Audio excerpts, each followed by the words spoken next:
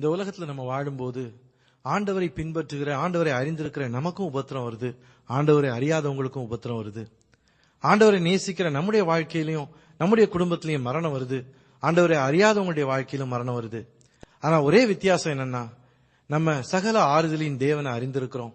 அது மாத்திரமல்ல, நம்முடைய நம்பிக்கை வெறும் இந்த உலக வாழ்க்கையை குறித்தது மாத்திரமல்ல. இந்த உலக வாழ்க்கைக்கு பிறகு ஆண்டவர் நமக்காக ஒரு பரலோகத்தை ஆயத்தப்படுத்தி இருக்கிறார், ஒரு நித்திய ஜீவனை நமக்காக ஆயத்தப்படுத்தி இருக்கிறார். என்றென்றும் நாம் அவரோடு ஜீவிப்போம் என்ற அந்த நம்பிக்கை இந்த உலகத்தின் இழப்புகள் மத்தியில நம்ம முன்னேறி செல்ல நமக்கு உதவி செய்கிறது. ஆம் பிரியமானவர்களே, என்னுடைய மனைவியின் மரணத்தின் போது தினந்தோறும் இதை நான் கேட்டு நான் கண்ணீரோடு அந்த பரலோகத்தை குறித்து யோசித்துக் கொண்டிருப்பேன். அந்த நம்பிக்கை தான் அந்த 1.5 ஆண்டுகள் என்னை ஆறுதல் படுத்தியது. தயவு செய்து இதை கேட்டு நிச்சயமாக இந்த ஆறுதலை நீங்களும் பெற்றுக் கொள்ளுங்கள்.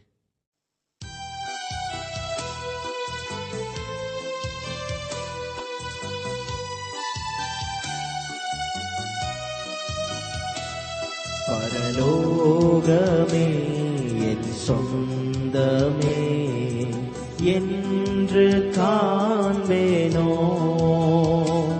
பரலோகமே என் சொந்தமே என்று காண்பேனோ, என் இன்ப இயேசுவை நான் என்று காண்பேனோ, என் இன்ப இயேசுவை நான் என்று காண்பேனோ, பரலோகமே என் சொந்தமே என்று காண்பேனோ. வருத்தம் பசி தாகம் மனதுயரம் அங்கே இல்லை, வருத்தம் பசி தாகம் மனதுயரம் அங்கே இல்லை, விண்கிரீடம் வாஞ்சிப்பே விண்ணவர் பாதம் சேர்வே, விண்கிரீடம் வாஞ்சிப்பே விண்ணவர் பாதம் சேர்வே, பரலோகமே என் சொந்தமே என்று காண்பேனோ, பரலோகமே என் சொந்தமே என்று காண்பேனோ. இயேசு என் நம்பிக்கையா, இந்த பூமியும் சொந்தமல்ல, இயேசு என் நம்பிக்கையா, இந்த பூமியும் சொந்தமல்ல, பரிசுத்த சிந்தையுடன் இயேசுவை பின்பற்றுவே, பரிசுத்த சிந்தையுடன் இயேசுவை பின்பற்றுவே, பரலோகமே என் சொந்தமே என்று காண்பேனோ, பரலோகமே என் சொந்தமே என்று காண்பேனோ. ஓட்டத்தை ஜெயமுடன் நானும் ஓடிட அருள் செய்வார், ஓட்டத்தை ஜெயமுடன் நானும் ஓடிட அருள் செய்வார், விசுவாச பாதையில் சோராது ஓடிடுவே, விசுவாச பாதையில் சோராது ஓடிடுவே, பரலோகமே என் சொந்தமே என்று காண்பேனோ. பரலோகமே என் சொந்தமே என்று காண்பேனோ. என் இன்ப இயேசுவை நான் என்று காண்பேனோ. என் இன்ப இயேசுவை நான் என்று காண்பேனோ. பரலோகமே என் சொந்தமே என்று காண்பேனோ. பரலோகமே என் சொந்தமே என்று காண்பேனோ.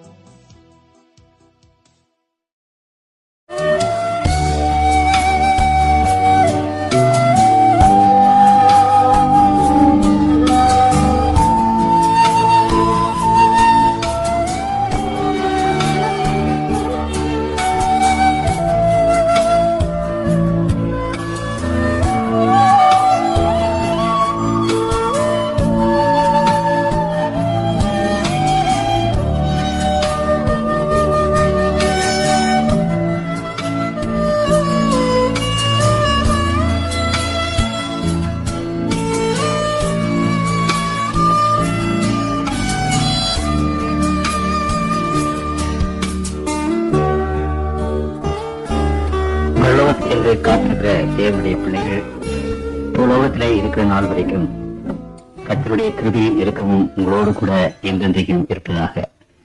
கர்த்தர் உங்களையும் உங்களுடைய குடும்பத்தையும் பிள்ளைகளையும் நீங்கள் கையிட்டு செய்கிற சகல காரியங்களையும் பெருக்கமாக ஆசீர்வதிக்கும்படி பிரார்த்தனையோடு இந்த பிரசங்கத்தை நான் துவங்குகிறேன்.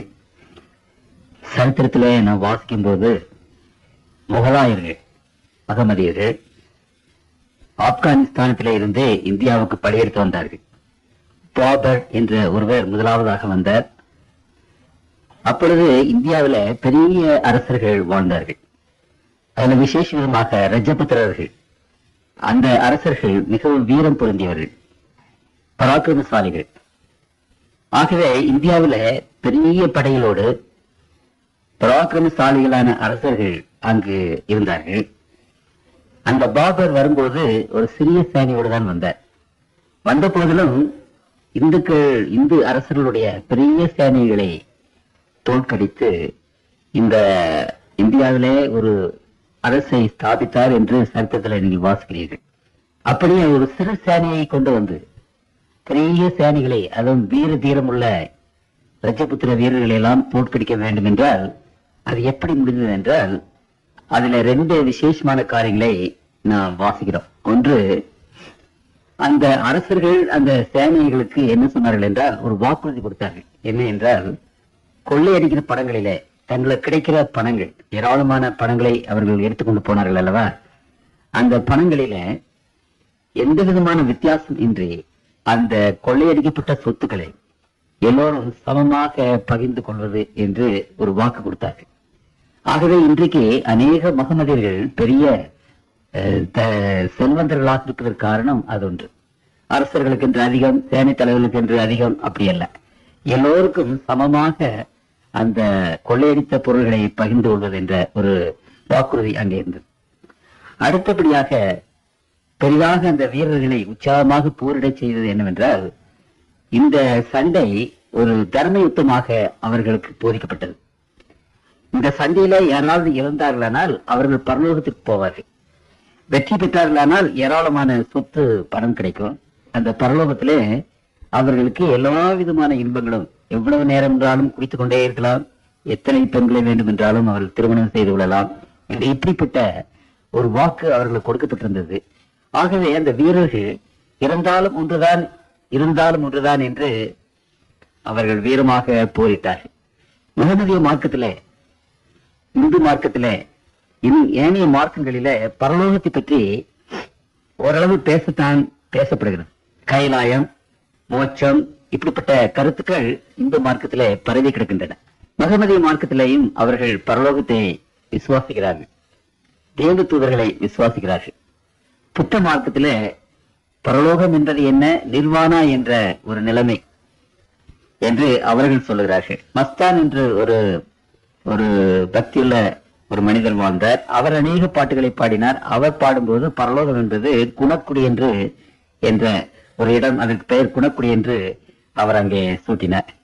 திருவள்ளுவர் கூட பரலோகத்தை பற்றி பாடும்போது அறம், பொருள், இன்பம், வேடு என்று 4 விசேஷமான பொருள்களை பற்றி அவர் சொன்னார். அறத்தை பற்றி பாடினார், இன்பத்தை பற்றி பாடினார், பொருளை பற்றி பாடினார். ஆனால் வீடு என்பதை பற்றி அவர் பாடவில்லை.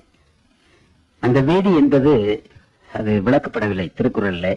இந்த 3ஐயும் அவர்கள் கடைபிடித்தால் வீடு பெறலாம் என்று அவர் சொல்லிவிட்டு போனார். ஆனால் கர்த்தருக்குள் பிரியமானவர்களே, இந்த பரலோகம் என்பது என்ன என்று திட்டவட்டமாக இந்த கிறிஸ்தவர்களது வேதமாகிய இந்த விவிலியத்தில்தான் விவரமாக சொல்லப்பட்டிருக்கிறது. இந்த வேத புத்தகத்தில் சொல்லப்படாத அநேக காரியங்கள் இருக்கிறது. மனிதனுடைய எல்லா கேள்விகளுக்கும் இந்த வேதம் பதில் சொல்லுகிறதில்லை. ஆனாலும் மற்ற மார்க்கத்திலே இல்லாத, மற்ற வேதங்களிலே இல்லாத ஏராளமான காரியங்கள் பரலோகத்தை பற்றி வெகு திட்டவட்டமாக இந்த வேதத்தில் பேசப்படுகிறது. அவைகளை உங்கள் முன்பாக நான் வைக்கும் முன்னதாக ஜெபம் செய்ய விரும்புகிறேன். ஜெபிப்போம். எங்களை நேசிக்கிற அன்புள்ள தகப்பனே, உங்களுடைய பிள்ளைகள் உமக்காக காத்திருக்கிறோம். உங்களுடைய வார்த்தைகளை சொல்வதற்கு நான் ஏமாத்திரம் தகப்பனே. ஆவியானவர் தாமே இந்த பிள்ளைகள் ஒவ்வொருடைய உள்ளத்திலும் விசேஷமாக இந்த நாளிலே பேச வேண்டும் என்று கெஞ்சி மன்றாடுகிறோம். தகப்பனே, நீர் எங்களுக்காக வைத்த ஆயத்தம் பண்ணியிருக்கிற அந்த வீடு எப்படிப்பட்டது என்ற ஒரு விசேஷமான இந்த செய்தியை எங்களுடைய உள்ளத்தின் ஆழத்திலே நீர் சொல்லி உங்களுடைய தெய்வீக சத்தத்தை என்னுடைய உள்ளத்திலே நிறைவேற்ற வேண்டும் என்று எங்கள் ஆண்டவர் இயேசுவின் நாமத்தில் வேண்டிக் கொள்கிறோம். ஜெபங்களும் பரம்பிதாவே, ஆமென். இன்றைக்கு மக்கள் இந்த பரலோகத்தை பற்றி அநேகமாக அங்கு பேசிக் கொண்டிருக்கிறார்கள். விஞ்ஞானத்தின் பிரகாரமாக இந்த பரலோகத்தை பற்றி நாம் வாசிக்கும் போது, நான் உங்களுக்கு முதல் 2 நாள்லே சொன்னேன், இந்த உலகங்கள் எல்லாம் ஒன்றையோடு ஒன்று சுற்றி ஓடிக்கொண்டிருக்கின்றன. நம்முடைய சூரியனை சுற்றி 9 கிரகங்கள் ஓடிக்கொண்டிருக்கின்றன. நம்முடைய உலகம் அதிலே ஒன்று. இந்த 9 கிரகங்களை சுற்றி பெரிய சந்திரன்கள் 33 சந்திரன்கள் ஓடிக்கொண்டிருக்கின்றன. அப்படியானால் இந்த 33 சந்திரன்களையும், பெரிய சந்திரன்கள், சிறு சிறு சந்திரன்கள் ஆயிரக்கணக்கில் இருக்கின்றன. இவைகளையும் இந்த 9 உலகங்களையும் இந்த சூரியன் இழுத்துக்கொண்டு இன்னொரு பெரிய சூரியனை சுற்றி ஓடிக்கொண்டிருக்கிறது என்று உங்களுக்கு நான் சொன்னேன். அதற்கு ஏக்லஸ் கிளஸ்டர் சிஸ்டம் என்று பெயர். அதுல 1000 சூரியன்கள் இருக்கிறது என்று உங்களுக்கு நான் சொன்னேன். அப்படியானால் இதுல ஒரு காரியத்தை நீங்கள் கவனிக்க வேண்டும். இந்த சூரியன் இந்த 9 உலகங்களையும், இந்த உலகங்களை சுற்றி ஓடுகிற ஏராளமான இந்த சந்திரங்களையும் இழுத்துக்கொண்டு தன்னுடைய ஆகர்ஷண சக்தினாலே, இழுப்பு சக்தினாலே, ஈர்ப்பு சக்தினாலே இழுத்துக்கொண்டு அது ஓடிக்கொண்டிருக்கிறது என்று சொன்னால், இந்த மேக்னெட்டிக் ஃபீல்டு, அதை படித்தவர்களுக்கு உங்களுக்கு தெரியும். ஒரு பெரிய மேக்னெட் தான் ஒரு சிறிய மேக்னெட்டை இழுக்க முடியும்.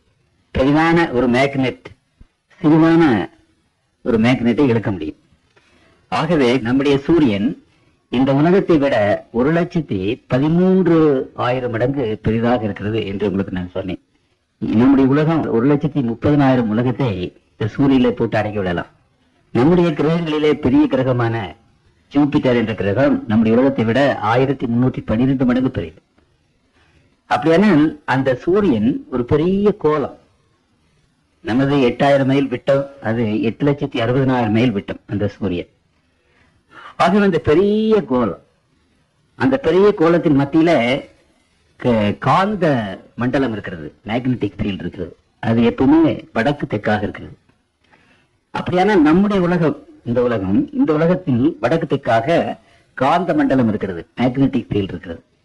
அந்த சூரியன்ல இருக்கிற அந்த காந்த மண்டலம் பெரிய காந்த மண்டலமானபடினாலே, வல்லமை உள்ளதானபடினாலே இந்த உலகத்தின் காந்தத்தை இழுக்கிறது. அதே போல மற்ற உலகத்தின் காந்தங்களை ஈர்த்து பிடித்துக் கொண்டிருக்கிறது. ஆகவே இந்த உலகம் போகும்போது வட்ட வட்டமாக சுற்றி கொண்டு வருகிறது. இதை நீங்கள் புரிந்து கொண்டால் போதும். அப்படியானால் நம்முடைய சூரியன் இதே போல 1000 மடங்கு 1000 சூரியன்கள், நம்முடைய சூரியனை விட அநேக மடங்கு பெரிதான சூரியன்கள் இருக்கின்றன. 1000 சூரியன்கள் ஒரு பெரிய ஒரு சூரியனை சுற்றி ஓடிக்கொண்டிருக்கிறது என்றால் அதுக்கு பேர் செலிசஸ் பேர், அந்த சூரியனுக்கு பேர். அது எவ்வளவு பெரிய சூரியனாக இருக்க வேண்டும். உங்களுக்கு நான் சொன்னதை புரிந்து கொள்ளுங்கள். பெரிய மேக்னெட், பெரிய காந்தம் தான் ஒரு சிறிய காந்தத்தை இழுக்க முடியும். அதே போல இந்த 1000 சூரியன்கள், அதை சுற்றி ஓடுகிற உலகங்கள், அதை சுற்றி ஓடுகிற சந்திரன்கள், இவர்கள் எல்லாவற்றையும் 1000 சூரியன்களை இழுத்துக் கொண்டு ஓட வேண்டும் என்றால் அந்த செல்சியஸ் என்ற அந்த சூரியன் எவ்வளவு பிரமாண்டமான சூரியனாக இருக்க வேண்டும் என்பதை நீங்கள் யோசிக்க வேண்டும். சரி, இப்படிப்பட்ட இந்த சிஸ்டம், இந்த மாதிரி ஆயிரக்கணக்கான சிஸ்டங்கள் இன்னொரு பெரிய சூரியனை சுற்றி ஓடிக்கொண்டிருக்கின்றன. ஆகவே இந்த நட்சத்திர மண்டலத்துல நம்முடைய பால்வேதி மண்டலம் ராசியிலே பார்த்தீங்கன்னா நீங்க விளைவிலேர் என்று அப்படி ஒரு பெரிய ஒரு வெள்ளை நிறம் நமக்கு தெரியும். அப்படி ஒரு பெரிய ஆறு மாதிரி ஓடும். ஆகவே இது பால்வேதி மண்டலம் என்ற பெயர். இதுக்கு கேலக்சி என்று சொல்லுகிறார்கள், நெபுலா என்று சொல்லுகிறார்கள். தமிழ்ல பால்வேதி மண்டலம் என்று சொல்கிறோம். இந்த பால்வேதி மண்டலத்துல 12 கோடி சூரியன்கள் இருக்கின்றன நம்முடைய பால்வேதி மண்டலத்துல. அப்படியானா இந்த 12 கோடி சூரியன்களை பிளைடிஸ் என்று சொல்லப்பட்ட ஒரு நட்சத்திரம், அந்த நட்சத்திரம் ஒரு நட்சத்திரம் அல்ல, 250 சூரியன்கள் சேர்ந்த ஒரு கூட்டம். இந்த 250 சூரியன்கள் சேர்ந்த ஒரு கூட்டம் விஞ்ஞானிகள் என்ன நினைக்கிறார்கள், அதை விட கூட இருக்கும் என்று நினைக்கிறார்கள். ஆனால் இப்பொழுது தூரதர்ஷ்ட கண்ணாடியில 250 சூரியன்களை பார்க்கிறார்கள். பிளைடிஸ் என்று சொல்லப்பட்ட ஒரு நட்சத்திரம். அது நம்ம ஒரே ஒரு நட்சத்திரமாகத்தான் வானத்திலே பார்க்கிறோம். அது அந்த 250 பெரிய சூரியன்கள் ஒன்றாக சேர்ந்து தன்னுடைய காந்த அலைகளினால இந்த 12 கோடி சூரியன்களையும் அதனுடைய கிரகங்களையும் இழுத்துக் கொண்டு ஓடுகிறது என்று விஞ்ஞானிகள் திட்டவட்டமாக கண்டுபிடித்திருக்கிறார்கள். நான் இப்ப சொல்வதெல்லாம் ஒரு இமேஜினேஷன் அல்ல, ஒரு கற்பனை அல்ல, நிச்சயமாக கண்டுபிடித்த ஒரு காரியங்கள். சரி, இந்த மாதிரி பால்வீதி மண்டலங்கள், எத்தனையோ பால்வீதி மண்டலங்கள் இருக்கிறது. இன்றைக்கு மிகவும் வல்லமையுள்ள இந்த தொலைதூர கண்ணாடியின் மூலமாக அநேக ஆயிரக்கணக்கான பால்வீதி மண்டலங்களை கண்டுபிடித்திருக்கிறார்கள். ஆண்ட்ரமீடா என்று சொல்லப்பட்ட பால்வீதி மண்டலம் நமக்கு அடுத்தபடியாக உள்ள ஒரு பால்வீதி மண்டலம். இப்படி பெயர்களை சொல்லியிருக்கிறார்கள். இந்த ஆயிரக்கணக்கான பால்வீதி மண்டலங்கள், இதை இந்துக்கள் என்ன சொன்னார்கள், அண்டம் என்று சொன்னார்கள். அண்டம், பால்வீதி மண்டலம் என்பது இந்த 12 கோடி நட்சத்திரங்கள் இருப்பது அண்டம் என்று சொன்னார்கள். சரி, அப்படியானால் எத்தனை அண்டங்கள் இருக்கிறது என்று சொல்லும் போது நம்முடைய இந்து மார்க்கத்தில் என்ன சொன்னார்கள், அண்ட சராசரங்கள் என்று சொன்னார்கள். ஏராளமான அண்டங்கள் இருக்கின்றன என்று அவர்கள் சொன்னார்கள். இன்றைக்கு விஞ்ஞானம் அதேதான் சொல்கிறது. ஏராளமான அண்டங்கள், பால்வீதி மண்டலங்கள், நெபுலா ஆர் கேலக்சி இருக்கிறது. ஆனால் இன்றைக்கு விஞ்ஞானிகள் என்ன கண்டுபிடித்திருக்கிறார்கள், இந்த எல்லா பால்வீதி மண்டலங்களும் தங்களுடைய பாதையிலே சுற்றி ஓடுகிறது. ஏதோ மத்தியிலே ஒரு பெரிய ஒரு சக்தி இந்த பால்வீதி மண்டலங்களை இழுத்துக் கொண்டிருக்கிறது என்று விஞ்ஞானிகள் கண்டுபிடித்திருக்கிறார்கள். இந்த ஆயிரக்கணக்கான பால்வீதி மண்டலங்கள் இந்த தூர திருஷ்டி கண்ணாடியிலே பார்க்கும்போது ஆயிரக்கணக்கான பால்வீதி மண்டலங்களை பார்க்க முடிகிறது. அந்த பால்வீதி மண்டலங்கள் கொத்து கொத்தாக கொத்து கொத்தாக கொத்து கொத்தாக அவைகள் ஆங்காங்கு இருந்து அப்படியே சுற்றி ஓடுகிறது. அந்த மத்தியில ஏதோ ஒரு சக்தி, ஒரு பெரிய ஒன்று இருக்கிறது. அந்த கோலமோ அந்த பிம்பமோ இந்த பால்வீதி மண்டலங்கள் எல்லாவற்றையும் இழுத்துக் கொண்டிருக்கிறது. அதை சுற்றி அது ஓடுகிறது என்று இன்றைக்கு விஞ்ஞானிகள் கண்டுபிடித்திருக்கிறார்கள். அப்படியானால் அந்த மத்திய பாகத்திலே இருக்கிற அந்த சென்ட்ரல் வேர்ல்ட், அந்த மத்திய உலகம் என்ன என்பதை விஞ்ஞானிகள் இன்றும் பார்க்க முடியவில்லை. இன்றும் தூர திருஷ்டி கண்ணாடி மூலியமாக கவனிக்க முடியல. ஆனாலும் இந்த பால்வீதி மண்டலங்களுடைய ஓட்டத்தை அவர்கள் கணக்கு பார்த்து மத்தியில ஏதோ ஒரு பெரிய ஒரு சக்தி இருக்கிறது, அது இவைகள் எல்லாவற்றையும் இழுத்துக் கொண்டு ஓடுகிறது என்று மாத்திரம் அவர்கள் திட்டவட்டமாக சொல்ல முடிகிறது. அதைத்தான் நாம் பரலோகம் என்று சொல்லுகிறோம்.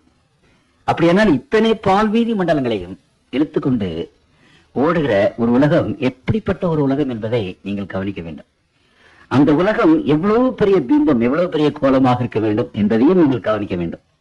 ஆகவே விஞ்ஞானத்தின் பிரகாரமாக இந்த சென்ட்ரல் வேர்ல்ட், அந்த மத்தியத்தில் இருக்கிற உலகம் பிரமாண்டமான உலகம். இந்த அண்ட சராசரங்களில் காணப்படுகிற எல்லா சூரியன்களை விட, எல்லா நட்சத்திரங்களை விட, எல்லா உலகங்களை விட மிக மிக மிக பெரியது என்று விஞ்ஞானிகள் இன்னைக்கு திட்டவட்டமாக சொல்கிறார்கள். ஆகவே பரலோகம் என்று ஏதோ ஒரு சின்ன இடம் என்று நீங்கள் நினைக்க வேண்டாம். விஞ்ஞானிகள் சொல்லுகிறதை பார்த்தால் அது ஒரு பெரிய காந்த மண்டலம், பிரம்மாண்டமான காந்த மண்டலம். இத்தனை கோடி சூரியன்களை, இத்தனை 1000 பால்வீதி மண்டலங்களை இழுத்துக் கொண்டு ஓடுவது என்றால் சாதாரணமான காந்த மண்டலமாக இருக்க முடியாது. திருமறையில என்ன சொல்லப்பட்டிருக்கிறது என்றால், இந்த இடத்தில் ஆண்டவர் தன்னுடைய சிங்காசனத்தை ஸ்தாபித்திருக்கிறார் என்று அநேக இடங்களிலே வேதத்திலே நாம் வாசிக்கிறோம். நம்முடைய பரமண்டல ஜெபம் செய்யும் போது கூட பரமண்டலங்களில் இருக்கிற எங்கள் பிதாவே என்றுதான் சொல்றோம். அப்படியானால் ஆண்டவர் எங்கு வாசம் செய்கிறார் என்றால் அவர் இந்த பரமண்டலத்திலே வாசம் செய்கிறார். சங்கீதம் 103வது சங்கீதம் 20வது வசனத்திலே வாசிக்கிறேன். 103வது 19வது வசனத்திலே வாசிக்கிறேன். கர்த்தர் வானங்களில் தமது சிங்காசனத்தை ஸ்தாபித்திருக்கிறார், அவருடைய ராஜரீகம் சர்வத்தையும் ஆளுகிறது. அப்படியானால் ஆண்டவர் தம்முடைய சிங்காசனத்தை வானத்திலே ஸ்தாபித்திருக்கிறார். இந்த பரமண்டலத்திலே, அதை வானம் என்று சொல்லும் போது ஜெபத்திலே சொல்றோம், பரமண்டலத்தில் இருக்கிற எங்கள் பரமபிதாவே என்று நாம் வாசிக்கிறோம். அங்க 1 ராஜாக்கள் 8ஆம் அதிகாரத்திலே வாசிக்கிறோம். 1 ராஜாக்கள் 8ஆம் அதிகாரம் 27வது வசனத்திலே வாசிங்க. 27வது வசனம், தேவன் மெய்யாகவே பூமியிலே வாசம் பண்ணுவாரோ, இதோ வானங்களும் வானாதி வானங்களும் உண்மை கொள்ளாவே, நான் கட்டின இந்த ஆலயம் ஏமாத்திரம். கேள்வி கேட்டுவிட்டு அவர் அநேக வசனங்களை நமக்கு அங்கு சொல்லுகிறார். 34வது வசனத்தை வாசிக்கிறேன். 34வது வசனம், பரலோகத்தில் இருக்கிற தேவரீர் கேட்டு. பாருங்க. சரி, 36வது வசனம், பரலோகத்தில் இருக்கிற தேவரீர் கேட்டு.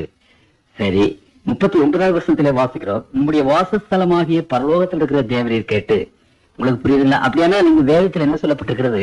வானத்திலே தம்முடைய சிங்காசனத்தை ஸ்தாபித்தார் என்று சொல்லும் போது அந்த வானம் என்பதற்கு வேதம் இன்னொரு என்ன சொல்லுகிறது? பரலோகம் என்று சொல்லுகிறது. பரலோகம் என்பது ஆண்டவருடைய வாசஸ்தலம். அப்படியானால் அந்த பரலோகத்திலே இருந்து ஆண்டவர் இந்த உலகம் அண்ட சராசரங்கள் எல்லாவற்றையும் அவர் தம்முடைய கைகளினாலே தம்முடைய வல்லமையினாலே அவர் தாங்கி வருகிறார் என்பதை வேதம் விசேஷ விதமாக என்ன செய்யுது என்றால் அங்கு தம்முடைய பிள்ளைகளிடத்திலே அங்கு ஆண்டவர் ஏராளமான இடங்களிலே அங்கு பேசுகிறார். இந்த பரலோகம் அவ்வளவு பெரியது என்பதை நீங்கள் அறிந்து கொண்டீர்கள். பரலோகத்தை பற்றி திருமறை என்ன சொல்கிறது? நெகேமியா என்ற அந்த தீர்க்கதரிசி பரலோகத்தை குறித்து பேசும்போது என்ன சொல்கிறார்? நெகேமியா 9ஆம் அதிகாரம் 6வது வசனத்திலே வாசிக்கிறோம், நீர் ஒருவரே கர்த்தர், நீர் வானங்களையும் வானாதி வானங்களையும் அவைகளுடைய சர்வ சேனையையும் பூமியையும் அதில் உள்ள எல்லாவற்றையும் சமுத்திரங்களையும் அவைகள் உள்ள எல்லாவற்றையும் உண்டாக்கினீர். அப்படியானால் வானங்கள் வானாதி வானங்கள் என்று அங்கு பேசப்படுகிறது. அதே போலதான் இப்பொழுது நான் வாசித்தேன் 1 ராஜாக்கள் 8:27 வானாதி வானங்கள் என்று அங்கு பேசப்படுகிறது. அப்படியானால் ஒரு வானம் அல்ல, அங்கு அநேக வானம் இருக்கிறது என்ற ஒரு கொள்கையை திருமறை நமக்கு சொல்கிறது. அப்படியானால் அநேக அந்த வானங்கள் எத்தனை வானங்கள் என்பதை குறித்து 2 கொரிந்தியர் 12ஆம் அதிகாரத்திலே அதை குறித்து வாசிக்கிறோம். 2 கொரிந்தியர் 12ஆம் அதிகாரம் 2வது வசனம், கிறிஸ்துவுக்குள்ளான ஒரு மனுஷனை நான் அறிவேன், அவன் 14 வருஷத்திற்கு முன்னே 3ஆம் வானம் வரைக்கும் எடுக்கப்பட்டான். அவன் சரீரத்தில் இருந்தானோ சரீரத்துக்கு புறம்பாக இருந்தானோ அதை நான் அறியேன், தேவன் அறிவார். அப்படின்னா திருமறை என்ன சொல்கிறது? 3 வானங்கள் உண்டு என்று பேசுகிறது. அதுதான் வானம் வானாதி வானம் என்று வேதத்திலே அங்கு பார்க்கிறோம். அப்படியானால் 3 வானங்களை பற்றி பேசும்போது முதலாவது வானம் நம்முடைய ஆகாய மண்டலத்தை வானம் என்று சொல்கிறோம். ஆகாய மண்டலம், காற்று மண்டலம் ஏறக்குறைய 100 மைல் இந்த பூமியில இருந்து அங்கே உண்டாகிறது. பாருங்க, ஆதியாகமம் 1ஆம் அதிகாரம் 7வது வசனத்தை வாசிக்கிறேன். ஆதியாகமம் 1:7-8, தேவன் ஆகாய விரிவை உண்டு பண்ணி ஆகாய விரிவுக்கு கீழே இருக்கிற ஜலத்துக்கும் ஆகாய விரிவுக்கு மேலே இருக்கிற ஜலத்துக்கும் பிரிவு உண்டாக்கினார். அது அப்படி ஆயிட்டு தேவன் ஆகாய விரிவுக்கு வானம் என்று பெயரிட்டார். அப்படியானால் முதல் வானம் என்பது இந்த ஆகாய மண்டலம். இது ஒரு 100 மைல் பக்கம் இருக்கிறது. இதிலேதான் பறவைகள் பறக்கின்றன, இதிலேதான் நமக்கு மழை பெய்கிறது, இதிலேதான் நமக்கு பனி இங்கே வருகிறது. இந்த வானம் மண்டலத்தில் இவைகளெல்லாம் இருக்கிறது என்று நாம் பார்க்கணும். வாயு மண்டலம் 100 மைல் பக்கமாக இருக்கிறது. இது முதலாவது வானம். சரி, அப்படியானால் 2வது வானம் எங்கே இருக்கிறது என்று பார்த்தால் 681வது பக்கம், பழைய ஏற்பாட்டின் புத்தகம் 681, சங்கீதம் 19வது சங்கீதம். சங்கீதம் 19 முதல்ல வாசிக்கிறேன். வானங்கள் தேவனுடைய மகிமையை வெளிப்படுத்துகிறது, ஆகாய விரிவு அவருடைய கரங்களின் கிரியை அறிவிக்கிறது, பகலுக்கு பகல் வார்த்தைகளை பொழிகிறது, இரவுக்கு இரவு அறிவை தெரிவிக்கிறது. 4வது, ஆகிலும் அவைகளின் சத்தம் பூமி எங்கும், அவைகளின் வசனங்கள் பூச்சக்கரத்து கடைசி வரைக்கும் செல்கிறது. அவைகளில் சூரியனுக்கு ஒரு கூடாரத்தை ஸ்தாபித்தார், அது தன் மனவரையிலிருந்து புறப்படுகிற மனவாளனை போல இருந்து பராக்கிரமசாலி போல் தன் பாதையிலோட மகிழ்ச்சியா இருக்கிறது. அது வானங்களின் ஒரு முனையில் இருந்து புறப்பட்டு அவைகளின் மறுமுனை வரைக்கும் சுற்றி ஓடுகிறது, அதன் காந்திக்கு மறைவானது ஒன்றுமில்லை. இந்த வானம், நம்முடைய சூரியன் சுற்றி ஓடுகிறது என்ற ஒரு காரியத்தை இப்பொழுதுதான் விஞ்ஞானிகள் கண்டுபிடித்திருக்கிறார்கள். இன்றைக்கு நம்முடைய விஞ்ஞான புத்தகத்துல சூரியன் எப்படியே நிற்கிறது, உலகங்கள் தான் சுற்றி ஓடுகிறது என்று நாம் இன்றைக்கும் விஞ்ஞான புத்தகத்தை படித்துக் கொண்டிருக்கிறோம். ஆனால் சமீபத்தில் விஞ்ஞானிகள் என்ன கண்டுபிடித்திருக்கிறார்கள்? நம்முடைய சூரியனும் பிரயாணப்படுகிறது, ஓடுகிறது என்று. திருமறையில ஆயிரக்கணக்கான வருஷங்களுக்கு முன்னதாகவே ஆண்டவர் சொன்னார், அது தன் பாதையிலே ஓடுகிறது என்று சொல்லி. அப்படியானால் சூரியன் இருக்கிற அந்த வானம் 2வது வானம். சூரியன், சந்திரன், நட்சத்திரங்கள். இதற்கு நட்சத்திர மண்டலம் என்று சொல்லுகிறோம். இந்த நட்சத்திர மண்டலம் என்பது 2வது வானம். எவ்வளவு நட்சத்திரம் தான் சரிதான். அந்த நட்சத்திர மண்டலத்தை பற்றி நான் பேசும்போது அது எவ்வளவு உயரமாக இருக்கிறது என்று வேதம் பேசுகிறது. எவ்வளவு மைல் தூரத்திலே அவைகள் இருக்கிறது என்று வேதத்திலே ஆண்டவர் சொன்னார்.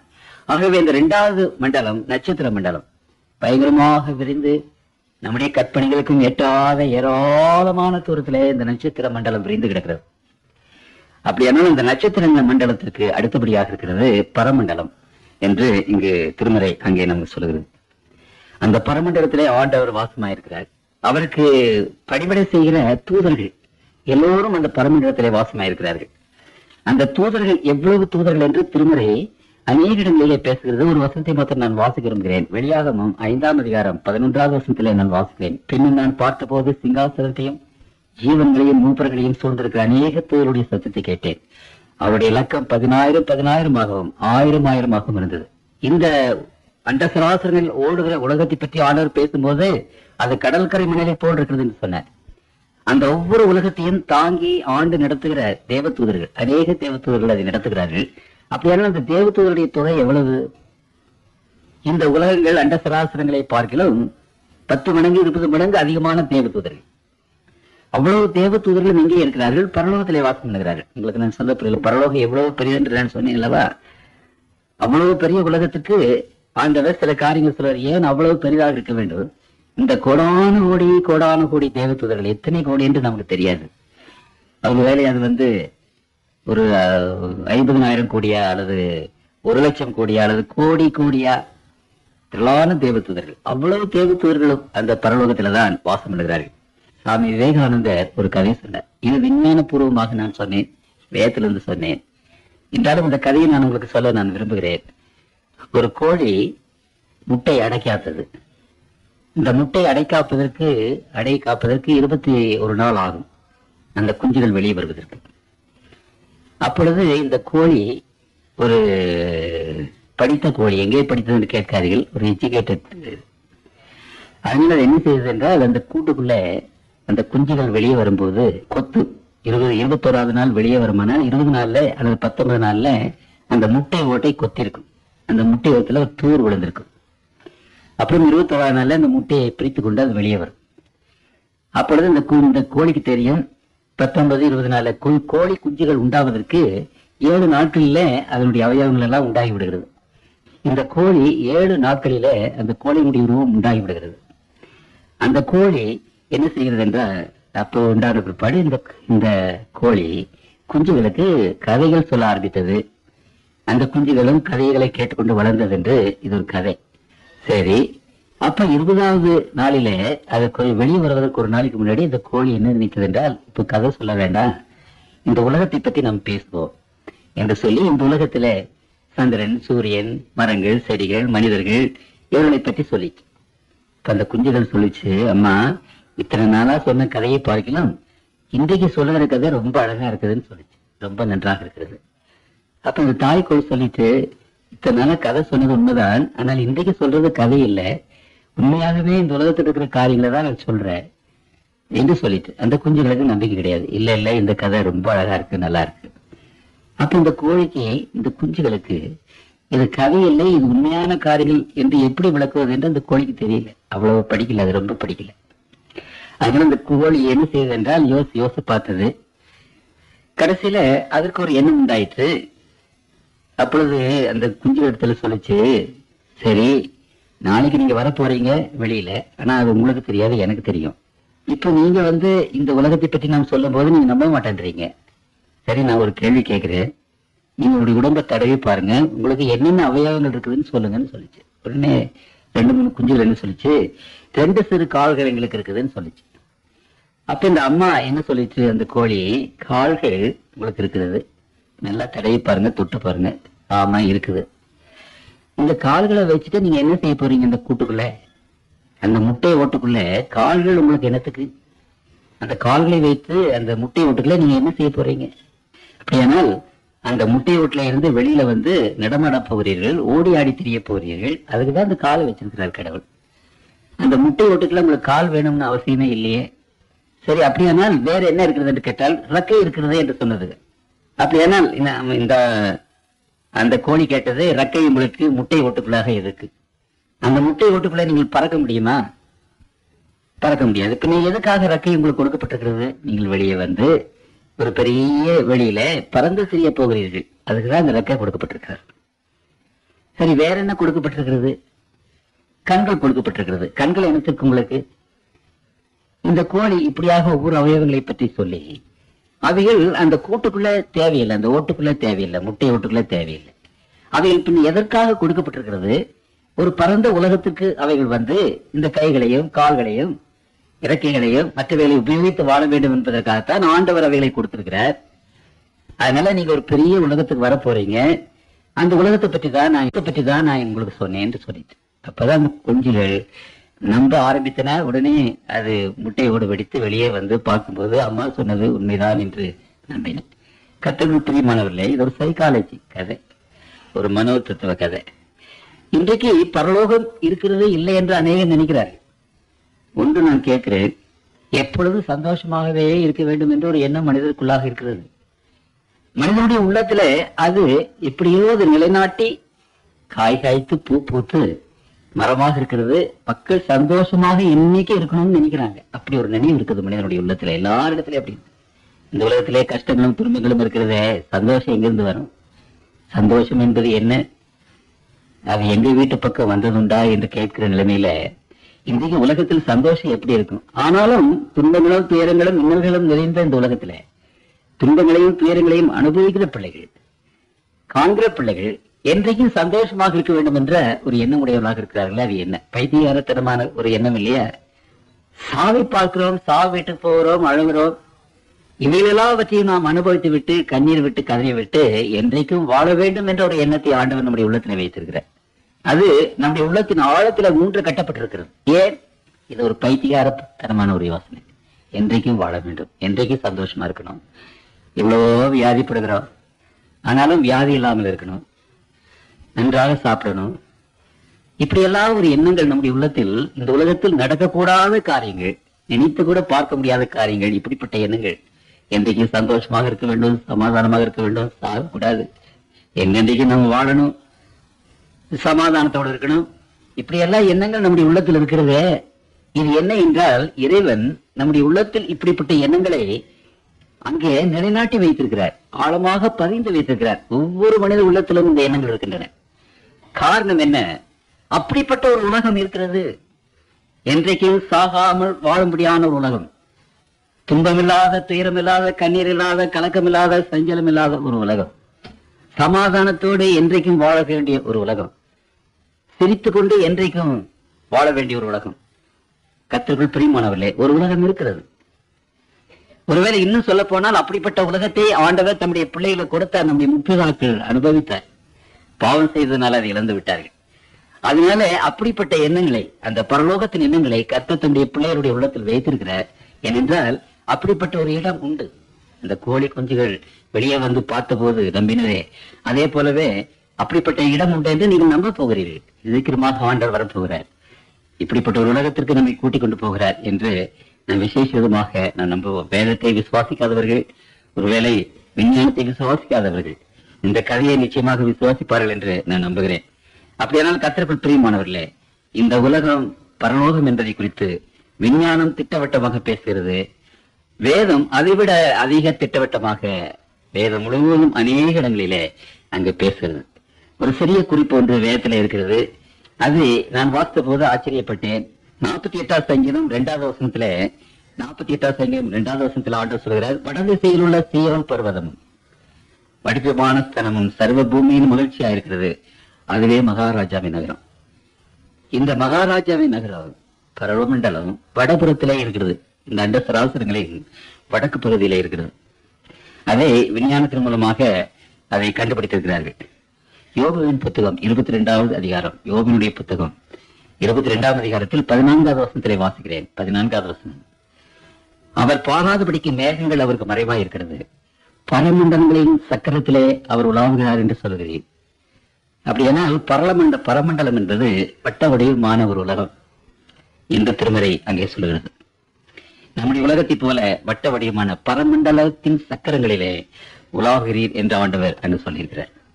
அப்படியானால் கர்த்தருக்குள் பிரியமானவர்களே, இந்த வசனங்கள் மூலமாக அந்த பரமண்டலம் என்பதை குறித்து நாம் விசேஷமாக அறிந்து கொண்டோம். இனி இந்த பரமண்டலத்தினுடைய காரியங்களை குறித்து ஆண்டவர் தம்முடைய பிள்ளைகளுக்கு என்ன சொல்கிறார் என்பதை குறித்து உங்கள் மத்தியிலே நான் பேச விரும்புகிறேன். ஆண்டவர் இந்த பரமண்டலத்தை குறித்து தம்முடைய பிள்ளைகளுக்கு விசேஷ விதமாக நாம் அதை அறிந்து கொள்ளத்தக்கதாக வைத்திருக்கிறார். 1 Corinthians 2 அதிகாரம் 9வது வசனத்திலே வாசிக்கிறேன். 1 Corinthians 2 அதிகாரம் 9வது வசனத்திலே எழுதியிருக்கிறபடி, தேவன் தம்மில் அன்பு கூறுகிறவர்களுக்கு ஆயத்து பண்ணினவைகளை கண் காணவும் இல்லை, காது கேட்கவும் இல்லை, அவைகள் மனுஷனுடைய இதயத்தில் தோன்றவும் இல்லை. அப்படியானால் நம்முடைய சிந்தனைகளுக்கும் அப்பாற்பட்ட, நம்முடைய கற்பனைகளாலே நாம் நினைத்து கூட பார்க்க முடியாத பேரின்பங்களை, ஆனந்தங்களை, அழகை, பலவிதமான அமைதியை, ஆறுதலை, தேர்தலை ஆண்டவர் இந்த பரலோகத்தில் வைத்திருக்கிறார் என்பது மாத்திரம் நாம் வேத புத்தகத்தில் விசேஷமாக நாம் அறிந்திருக்கிறோம். யோவான் எழுதின சுவிசேஷம் 14ஆம் அதிகாரத்திலே ஆண்டவர் தம்முடைய பிள்ளைகளுக்கு சொல்லி போன ஒரு விசேஷமான வாக்குத்தத்தத்திலே வாசிக்கிறோம். உங்கள் இருதயம் கலங்காது இருப்பதாக. கலங்காதீங்க. இந்த உலகத்தில் எப்படிப்பட்ட காரியங்கள் வந்தாலும், துன்பங்களும் துயரங்களும் கஷ்டங்களும் இன்னல்களும் வியாதிகளும் அது மரணத்தின் பள்ளத்தாக்கிலே தேவனுடைய பிள்ளைகள் நடந்தாலும், ஆண்டவர் தம்முடைய பிள்ளைகளுக்கு சொல்ற ஒரு விசேஷமான காரியம், உங்கள் இருதயம் கலங்காது இருப்பதாக. Don't be troubled. ஏன் கலங்க கூடாது? அப்படிப்பட்ட கலங்காத இருதயம் உங்களுக்கும் எனக்கும் இருக்க வேண்டும் என்றால் நாம் செய்ய வேண்டியது ஒன்று, தேவனிடத்தில் விசுவாசமாயிருங்கள். என்னிடத்தில் விசுவாசமாயிருங்கள். ஆண்டவரை விசுவாசிங்கள். எதற்காக நாம் ஆண்டவரை விசுவாசிக்க வேண்டும்? ஏராளமான பொன் கொடுப்பார், பொருள் கொடுப்பார், உத்தியோகம் கொடுப்பார், சுகம் கொடுப்பார், பலம் கொடுப்பார். இதுக்காகத்தானே இன்றைக்கு மக்கள் ஆண்டவரை நோக்கி போகிறார்கள், ஜெபம் பண்ணுகிறார்கள். ஆனால் அதற்காக அல்ல. திருமறை சொல்லுகிறது, தேவனிடத்தில் விசுவாசமாயிருங்கள். அப்படி விசுவாசமாயிருந்தால் தேவன் நமக்கு என்ன கொடுப்பார் என்று சொல்லுகிறது. என் பிதாவின் வீட்டில் அநேக வாசஸ்தலங்கள் உண்டு, அதுல ஒரு வாசஸ்தலத்தை நமக்கு கொடுப்பார். அதற்காக தான் அவர் விசுவாசமாயிருக்கணும். உடை கொடுப்பார், உணவு கொடுப்பார், சுகம் கொடுப்பார், பலம் கொடுப்பார் என்பதற்காக அல்ல. கர்த்தருக்குள் பிரியமானவர்களே, அப்படி உடை இல்லாவிட்டாலும், உணவில்லாவிட்டாலும், பலம் இல்லாவிட்டாலும், சுகம் இல்லாவிட்டாலும், கர்த்தருடைய பிள்ளைகள் அவரை விசுவாசியுங்கள். எத்தனை நாளைக்கு நான் சுகம் இல்லாம போறேன், எத்தனை நாளைக்கு நம்ம கஷ்டப்படுகிறோம். ஒரு அம்மா வந்தாங்க, பாஸ்டர் எனக்கு 8 வயது, தாய் தந்தை மரித்து போனார்கள்.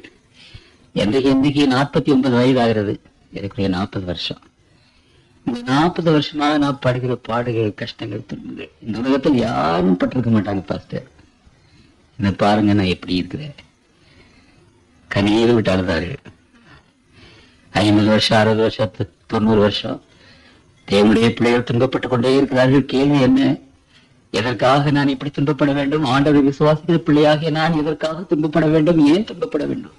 கர்த்தருக்குள் பிரியமானவர்களே, பிதாவுக்கு ஒரே மகன் கர்த்தராகிய இயேசு கிறிஸ்துவானுங்க. இந்த உலகத்தின் ரட்சிப்புக்காக அவரையும் கல்வாரி சிலுவையிலே, வானத்துக்கு பூமிக்கு நடுவிலே தொங்க வைத்தாரே. ஆணிகள் அடித்தார்கள், கசையினால் அடித்தார்களே, முள்முடி சூட்டினார்களே. தன்னுடைய ஒரே மகன் சர்வ வல்லமையுள்ள தேவன் மனிதனாகி அவ்வளவு பாடுகளை படும்போது ஆண்டவர் பார்த்து கொண்டுதான் இருந்தார். கர்த்தருக்குள் பிரியமானவர்களே, இந்த உலக வாழ்வு 100 வருஷம் அல்லது 90 வருஷம் இருந்தாலும் நாம் பரலோகத்திலேயே போய் வாழ போகிற வயது, அந்த நாட்கள் கோடான கோடி வருஷம்.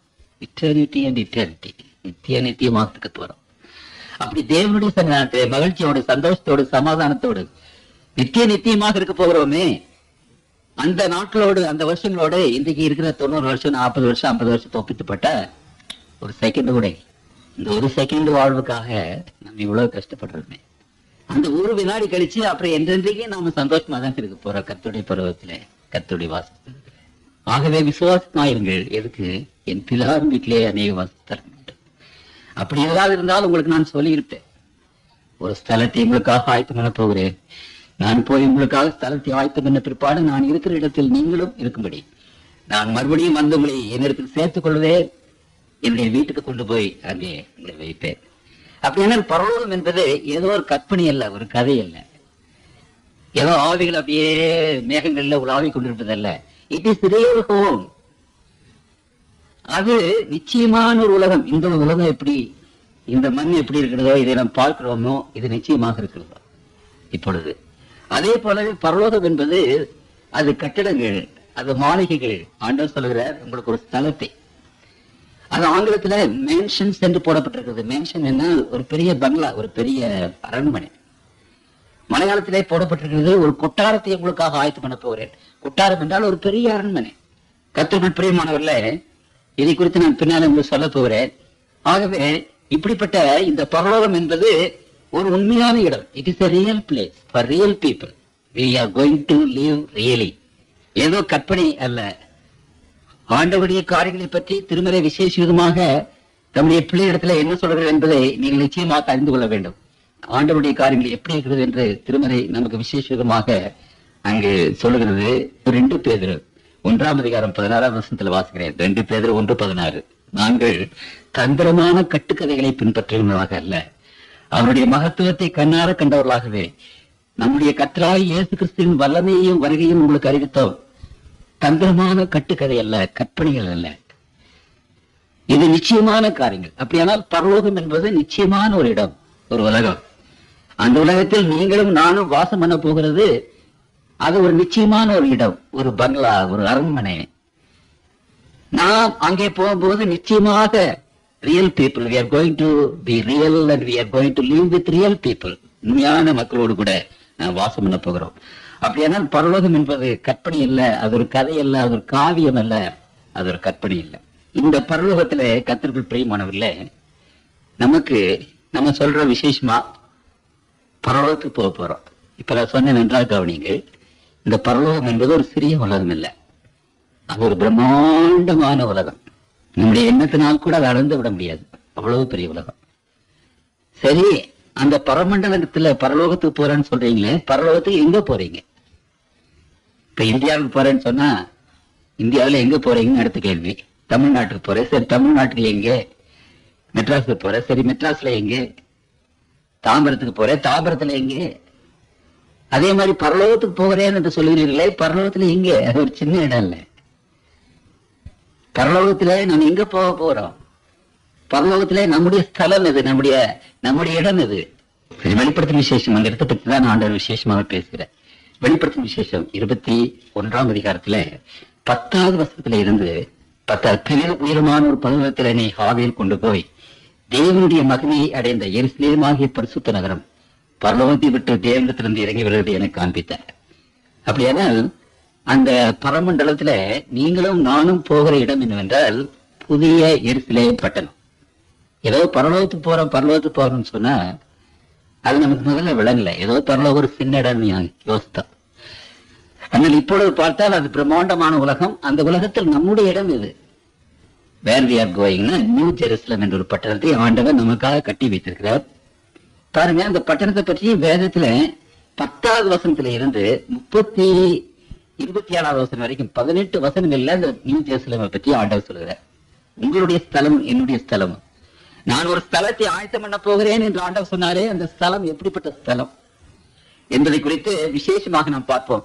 அந்த பரலோகத்தின் மற்ற இடங்களை பற்றி நாம் அறியாமல் இருந்தாலும் பரவாயில்லை, நாம் அங்க போகும்போது மற்ற இடங்களை பற்றி நாம் பார்ப்போம். ஆனால் இப்பொழுது நீங்களும் நானும் அறிந்து கொள்ள வேண்டுவது, நாம் எங்கே போகிறோம், அந்த போகிற இடம் எப்படிப்பட்ட இடம் என்பதை ஆண்டவர் நமக்கு விளக்கமாக சொல்லியிருக்கிறார். அந்த புதிய எருசலேம் என்ற அதற்கு பெயர். அந்த பட்டணத்துக்கு நாம் போகிறோம்.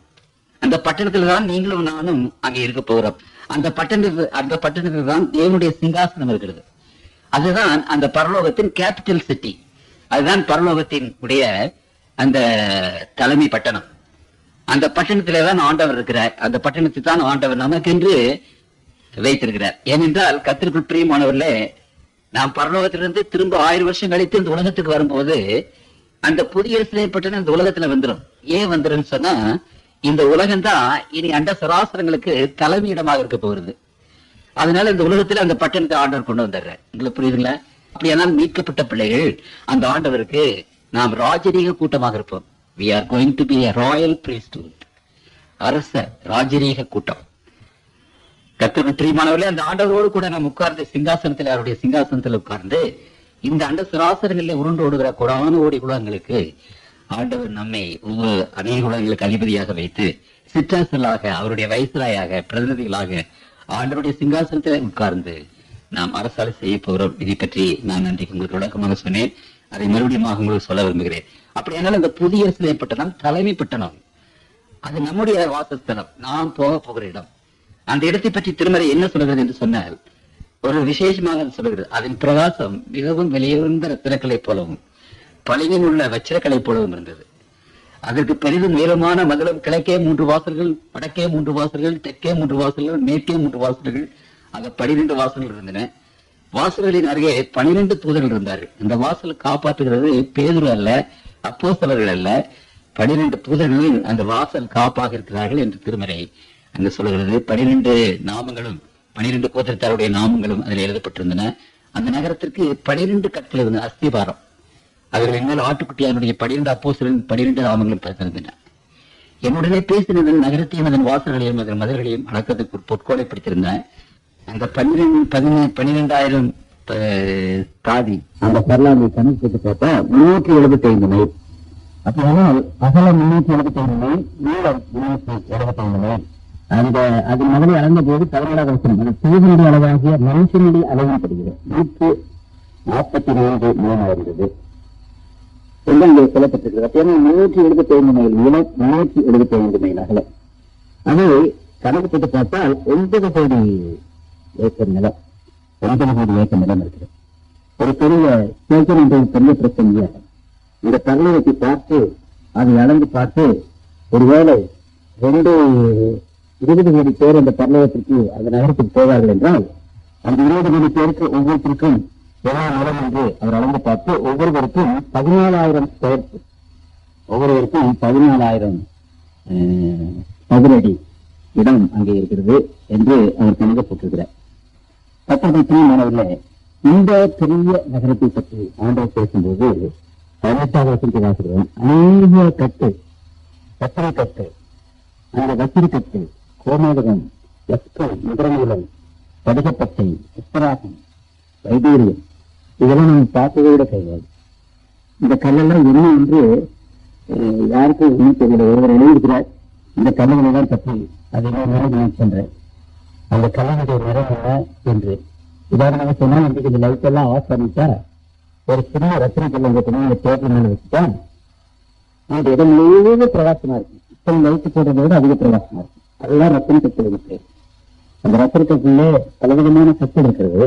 அந்த கற்களினால இந்த நகரம் கட்டப்பட்டது. அப்புறம் 18வது வசனத்தை வாசங்க, அது மகள் வச்சிரக்கல்லால் கட்டப்பட்டிருந்தது. நகரம் தொழிந்த பழுங்கு கொத்தான சிற்பத்தினா இருந்தது. அந்த நகரம் முழுவதும் அவ்வளவு பெரிய நகரம் முழுவதும் தங்கத்தினாலே கட்டப்பட்டு ஆங்காங்கே இந்த மாதிரி ரத்தின கற்களால் உடைக்கப்பட்டு அந்த அஸ்திகாரம் எல்லாம் எல்லா ரத்தின கற்களால் ஆனவைகள். கண்ணினாலே பொன்னணினாலே அல்லது கற்களினால ஆனவைகள் அல்ல.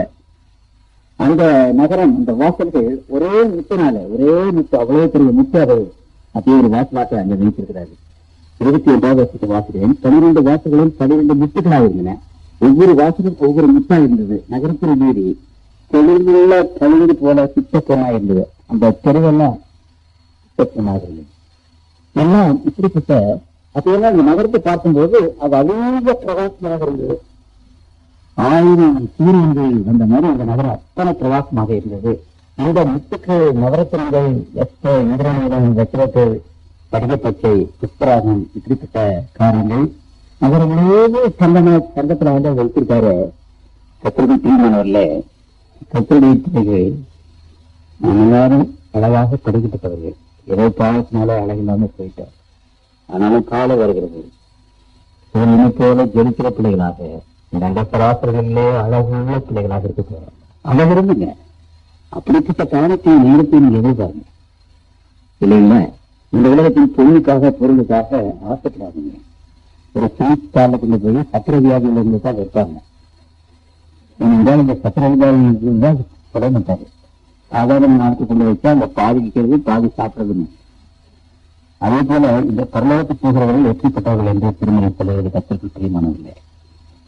ஆண்டவருடைய பிள்ளைகள் உள்ளான வெளிச்சம், உள்ளான குணாதி செய்தி, அதைத்தான் ஆண்டவர் விசேஷமாக அங்கு விரும்புகிறார். இந்த பட்டணத்தை பற்றி வேதம் விசேஷமாக நமக்கு அங்க சொல்லுகிறது. இப்படிப்பட்ட பட்டணத்தை ஆண்டவர் தன்னுடைய சொந்த கருத்தினாலேயே கட்டினார். இன்னும் அதுல ரொம்ப ஆச்சரியம் என்னவென்றால், இந்த பட்டணத்தை பற்றி ஆண்டவர் நம்முடைய முக்கியமாக்களுக்கு சொல்லியிருக்கிறார். முக்கியமாக்கள் இந்த பட்டணத்தை பற்றி அறிந்தவர்களாக இருக்கிறார்கள். சாதாரணமான அறிந்தவர்களாக மட்டும் இல்லை, எப்படிப்பட்டவர்களாக இருந்தார்கள் என்று இந்த வேதம் சொல்லப்பட்டிருக்கிறது.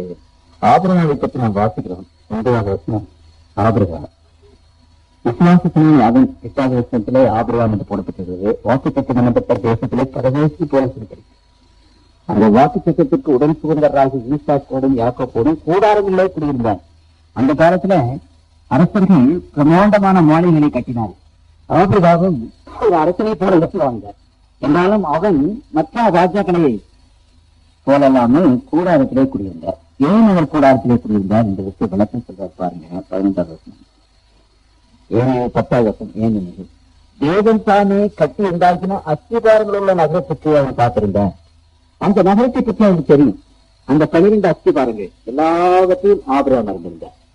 அந்த நகரத்துக்கு போக வேண்டும் என்று ஆசை, அந்த நகரத்துக்கு எப்படிப்பட்டவர்கள் போவார்கள் என்று நீதிமானாக, உண்மையை விட்டவனாக, ஆண்டவரை விசுவாசவனாக அந்த ஆபிரகாம் ஆண்டவரை தொழுது கொண்டவனாக நடந்தான் என்று பார்க்கிறோம். அதே விசுவாசத்தான் ஈசாக்கும் யாக்கோபுக்கும் கொடுத்தார். அப்படி விசுவாசிகளின் பட்டியலை சொல்லிக் கொண்டு வரும்போது அந்த 13வது வசனத்தில் ஆண்டவர் சொல்கிறார், இவர்கள் எல்லாரும் நம்முடைய முக்கியதார்கள். இவர்கள் எல்லாரும் வாக்குத்தத்தம் நல்லப்பட்டவர்களை அடையாமல் தூரத்திலே அவைகளை கண்டு நம்பி அணைத்துக் கொண்டு பூமியின் மேல் தங்களை அந்நியரும் பரதேசிகளும் என்று அறிவித்து விசுவாசத்தோடு மறித்தார்கள். அப்படின்னா அந்த முக்கியதார்கள் எல்லாம் அந்த நகரத்தை பார்த்து, அந்த நகரத்தை ஆசித்து, அந்த நகரத்தில் விருப்பம் உண்டு, அந்த நகரத்துக்காகவே வாழ்ந்தார்கள் என்று திருமறை நமக்கு விசேஷமாக சொல்கிறது. இன்றைக்கு அந்த ஆண்டவராக இயேசு கிறிஸ்து நமக்கு கொண்டு வந்து வைத்த அந்த புதிய எருசலேம் நகரத்தை பற்றி எத்தனை பேருக்கு தெரியும்? எத்தனை பேர் அதை விசுவாசிக்கிறோம்? எத்தனை பேர் அந்த பட்டணத்தை வாழ்க்கையின் மையமாக வைத்து நம்முடைய முற்பகாக்களை போல இந்த உலகம் அல்ல, அந்த நகரத்தில் தான் எங்களுக்கு வீடு, அதை நாங்கள் போய் அடைய வேண்டும் என்று சொல்லி எத்தனை பேர் ஆவலோடு அந்த நகரத்துக்காக நாம் காத்துக் கொண்டிருக்கிறோம். அப்படிப்பட்ட ஒரு ஆவல் நம்முடைய உள்ளத்தில் இருக்குமானால் கத்திற்கு மனதில் நாம் வாழ்கிற வகையே வேறு. அவர் lifestyle will be completely different. நம்முடைய வாழ்க்கை முறை வித்தியாசம், அதிக வித்தியாசமானதாக இருக்கும் நம்முடைய முற்பகாக்களை போல. அப்படியானால் இந்த புது எருசலேம் என்ற ஒரு பட்டணம், அங்கேதான் நாம் போகிறோம், அங்கேதான் நாம் வாழப் போகிறோம் என்ற ஒரு எண்ணம் இன்றைய தேவனுடைய பிள்ளைகளுக்கு இல்லாமல் இருக்கிறது. ஒருவேளை அப்படிப்பட்ட ஒரு செய்தி நாம் அறிந்து கொள்வோம் என்றால் ஏதோ கொஞ்சம் ஒரு சிறுதளவு நமக்கு தெரியும். ஆனால் நம்முடைய நம்பிக்கை அதன் நிலை வைக்கிறது இல்லை, நம்ம விசுவாசம் அதன் நிலை இல்லை. நம்ம என்றைக்கும் அந்த இடத்தில் போய் வாழப்போகிறோம் என்று நமக்கு தெரியாது. அந்த நகரத்தை பற்றி நாம் அறியாதவர்களாக இருக்கிறோம். ஆனால் ஆபிரகாம் நம்முடைய முற்பிதாக்கள் எல்லாரும் அந்த பட்டணத்தின் மேல் வாழ்ந்து வைத்து அதற்கென்று அவர்கள் வாழ்ந்தார்கள் என்று திருமறை நமக்கு விசேஷமாக அங்கே சொல்லப்பட்டிருக்கிறது. அந்த நகரத்திலே கர்த்தருக்குள் பிரியமானவர்ல, அந்த நகரத்திலே அழக கேள்வியை நமக்கு எழும்புகின்றன. அந்த நகரத்தில் நாம் சாப்பிடுவோமா, அந்த நகரத்தில் நாம் தூங்குவோமா, அந்த நகரத்துல நாம் கல்யாணம் பண்ணுவோமா, அந்த இடத்துல நாம் எப்படி இருப்போம் என்ற அந்த கேள்வி எல்லாம் ஏராளமாக இருக்கிறது அனைவருக்கு. அந்த ஒன்றை மாற்றம் நான் சொல்ல விரும்புகிறேன். ஆதாமும் ஏவாளும் இந்த உலகத்திலே படைக்கப்பட்ட போது பாவமில்லாதவர்களாக இருந்தார்கள். அவர்களுக்கு ஆண்டவர் ஒரு தோட்டத்தை தான் ஒரு வீடாக கொடுத்தார். தோட்டத்தை வீடாக கொடுத்து விட்டு அந்த புதிய பற்றின ஒரு எண்ணத்தை ஒரு கொள்கை அவர்கள் மத்தியிலே கொடுத்திருந்தார். அந்த ஆதாம் இடத்தில் தான் இருந்துதான் ஆபிரகாமும் மற்றவர்களும் அந்த புதிய பட்டணத்தை பற்றி அறிந்தார்கள். அப்போ ஆண்டவர் முதலாவதாக கொடுத்தது ஒரு தோட்ட வீடு, ஒரு கார்டன் ஹோம். ஆனால் அவளுக்கு கொடுத்த நம்பிக்கை என்ன? அந்த பொன்னான அந்த நகரம். அப்படியானால் சில காலங்களுக்குள்ளாக அவர்கள் பாவம் செய்யாமல் இருந்திருப்பார்கள். ஆனால் அந்த பொன்னான நகரம் அவர்களுக்கு ஆண்டவர் கொடுத்திருப்பார். அதுக்குள்ளாக பாவம் வந்துவிட்டது. அப்படியானால் இந்த ஆதாம் ஏவாள் பாவம் செய்யாமல் இந்த உலகத்தில் வாழ்ந்த போது சாப்பிட்டார்களா, தெரியுங்களா? ஆகவே பரலோகம் என்பது வேறு ஒன்றும் இல்லை. பாவம் இல்லாம ஆதாம் ஏவாளும் எப்படி இருந்தார்களோ அதே மாதிரிதான் பரலோக வாழ்க்கையும் நமக்கு இருக்கும். இப்ப பாவத்தினால என்னாச்சு? நான் கண்ணாடி போட்டிருக்கிறேன், பாவத்தினால வந்து தெரிஞ்ச மைக்கில பேசுற, பாவத்தினால என்னால அதிகமா பேச முடியல. செருப்பு போடுற, பாவத்தினால அதை போட்டிருக்கிறேன். இந்த திருமணிகளெல்லாம் அணிந்து கொண்டிருக்கிறோம், பாவத்தினால. இல்லைன்னா நமக்கு ஆண்டவர் ஒளியின் வசத்தை கொடுத்திருந்தார், ஒளியின் வசத்தை பிரகாசித்திருக்கோம். இன்னைக்கு வீடுகள் எல்லாம் கட்டிட்டு இருக்கிறோம், கட்டது பிரியமானவர்கள. இந்த பாவத்தினால நமக்கு என்னென்ன வந்ததோ அதெல்லாம் பரலோகத்துல இல்லை. பரலோகத்துக்கு முன்னால ஆதாம் ஏவாளும் எப்படி இந்த பாவத்துக்கு முன்னாடி வாழ்ந்தார்களோ அந்த வாழ்க்கையை நமக்கு இருக்கும். நம்ம புசிப்போம், நம்ம குடிப்போம், நம்ம தூங்குவோம். இல்ல அநேக ஆதாமுக்கு ஏவாளுக்கு இல்லாத அநேக விதமான பிரிவிலேஜஸ் கற்ற தன்னுடைய பிள்ளைகளுக்கு அங்கு விசேஷமாக என்ன செய்தால் கொடுப்பார் என்று அங்கு நமக்கு ஆண்டவர் அதை குறித்து விசேஷமாக சொல்லுகிறார். இந்த பரலோகத்திலே கர்த்தருக்கு பிரியமானவர்களே, புதிய உண்மையிலே நம்ம வாசம் பண்ணும்போது ஒரு காரியத்தை நீங்கள் அறிந்து கொள்ள வேண்டும். அங்கு நாம் என்ன செய்வோம், பரலோகத்துல என்ன செய்வோம் என்றால், நான் உங்களுக்கு முன்னாக எடுத்து சொன்னேன், அதை மறுபடியும் சுருக்கமாக நான் சொல்ல விரும்புகிறேன். முதலாவதாக நாம் துன்மார்க்கரை நியாயம் தீர்ப்போம் ஆண்டவரோடு சேர்ந்துட்டு. அதுக்கப்புறம் உங்களுக்கு நான் சொன்னேன், ஆண்டவராக இயேசு கிறிஸ்துவானவர் வரும்போது இந்த உலகத்தில் தன்னை நேசித்தவர்கள் ப்ரொஃபஷனல் ஆண்டவரை நம்பின விசுவாசிகள் எல்லாம் அந்த நியாய தீர்ப்பு நடந்துவிடும். அந்த நியாய தீர்ப்பில தான் உயிர்த்தெழுதலுக்கு யார் பங்குள்ளவன் என்று நியாய தீர்ப்பிலை முடிவு பண்ணி ஆண்டவர் வரும்போது அவர்களை உயிரோடு எழுந்திருப்பார்கள். ஆகவே நல்லவனுடைய நியாய தீர்ப்பு கர்த்தராகிய இயேசு கிறிஸ்து வரவேற்கின்றதாக நடந்துவிடும் என்று உங்களுக்கு சொன்னேன். அதை பற்றி ஒரு பிரசங்கமே வருகிறது. அப்பொழுது நான் தீர்க்கமாக விளக்கமாக உங்களுக்கு சொல்லுறேன். ஏன்னா துன்மார்க்குடைய நியாய தீர்ப்பு இந்த 1000 வருஷத்துல நான் உங்களுக்கு சொன்னேன், அவர்கள் பரலோகத்துல 1000 வருஷம் இருப்பார்கள். அதை உங்களுக்கு சொன்னேன் அன்றைக்கு. பரலோகம் என்பது நம்முடைய நிலையான வீடு அல்ல, என்றென்றைக்கு நம்ம அங்க இருக்க போறதில்லை. It's a temporary home. அது நம்ம தற்காலிகமான உலகம். அந்த பரமண்டலத்துல நம்ம 1000 வருஷம் தான் இருக்க போறோம் கடவுளோடு கூட சேர்ந்து. அங்கே ஆண்டவரோடு கூட 1000 வருஷம் இருந்து திரும்ப இந்த உலகத்துக்கு வருவோம். இந்த உலகத்தை ஆண்டவர் அழித்து அங்கே அக்னியினால் அழித்து, அதை பற்றி நான் அந்த 1000 வருஷ அரசாட்சியிலே சொன்னேன். அது மறுபடியும் உங்களுக்கு சொல்ல வேண்டும் என்றாலும் திரும்ப அதை பற்றி ஞாபகப்படுத்த விரும்புகிறேன். ஆண்டவராக இயேசு கிறிஸ்துவானவர் வருவார். அப்படி வரும்போது முதலாவதாக மரித்த தேவனுடைய பிள்ளைகள் உயிரோடு எழுந்திருப்பார்கள். உயிரோடு இருக்கிற தேவனுடைய பிள்ளைகள் மறுரூபமாவார்கள். இந்த 2 கூட்டத்தாரும் இந்த மனுஷ சாயலை விட்டு தேவ சாயலை பெற்றுக்கொண்டு மகிமின் உதவி பெற்றுக்கொண்டு இந்த 2 கூட்டத்தாரும் பரலோகத்துக்கு போவார்கள். ஆண்டவர் 2வது தடவை வரும்போது பரலோகத்துல இந்த பூலோகத்துல கால் வைக்க மாட்டார். அங்கே பரலோகத்துக்கு போகும்போது அவர்கள் என்ன செய்வார்கள், கிறிஸ்துவோடு உட்கார்ந்து வெளிப்படுத்தும் விசேஷம் 20ஆம் அதிகாரம் அங்கு 4வது வசனத்துல வாசிக்கிறோம். நான் சிங்காசனங்களை கண்டேன், அவர்கள் மேல் உட்கார்ந்து இருந்தார்கள், நியாய தீர்ப்பு கொடுக்க முடிய அவர்களுக்கு அதிகாரம் கொடுக்கப்பட்டது. துன்மார்க்கருடைய நியாய தீர்ப்பை அவர்கள் அங்கே செய்வார்கள். இது முதலாவதாக. 2வதாக அவர்கள் என்ன செய்வார்கள் என்று சொன்னால், அவர்கள் கிறிஸ்துவோடு கூட உயிர்த்து கிறிஸ்துவுடனே கூட 1000 வருஷம் அரசாண்டார்கள், அரசாட்சி செய்வார்கள். என்ன அரசாட்சி என்பதை குறித்து உங்களுக்கு நான் சொன்னேன். எல்லோரும் கிரீடம் சூடியிருக்கிறோம். யாரை ஆளுவது? கர்த்தருக்கு பிரியமானவர்களே, திருமறையிலே நமக்கு விளக்கமாக அதை பற்றி சொல்லப்பட்டிருக்கிறது.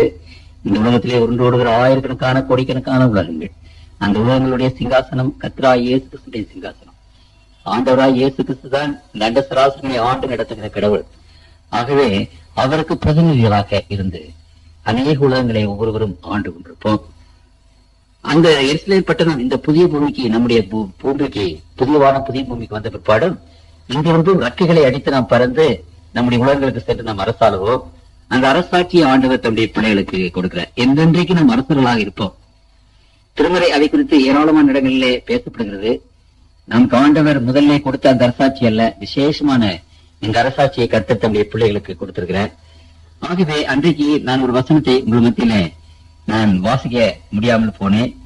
லூக்கா சுவிசேஷம் 19ஆம் அதிகாரத்திலே ஆண்டவர் தம்முடைய பிள்ளைகளுக்கு சொல்கிறார். 17ஆம் வசனத்துல வாசிக்கிறேன். எஜமானவனை நோக்கி, நல்லது உத்தம ஊழியக்காரனே, நீ கொஞ்சத்தில் உண்மையா இருந்தபடியால் நீ 10 பட்டணங்களுக்கு அதிகாரியாயிரு.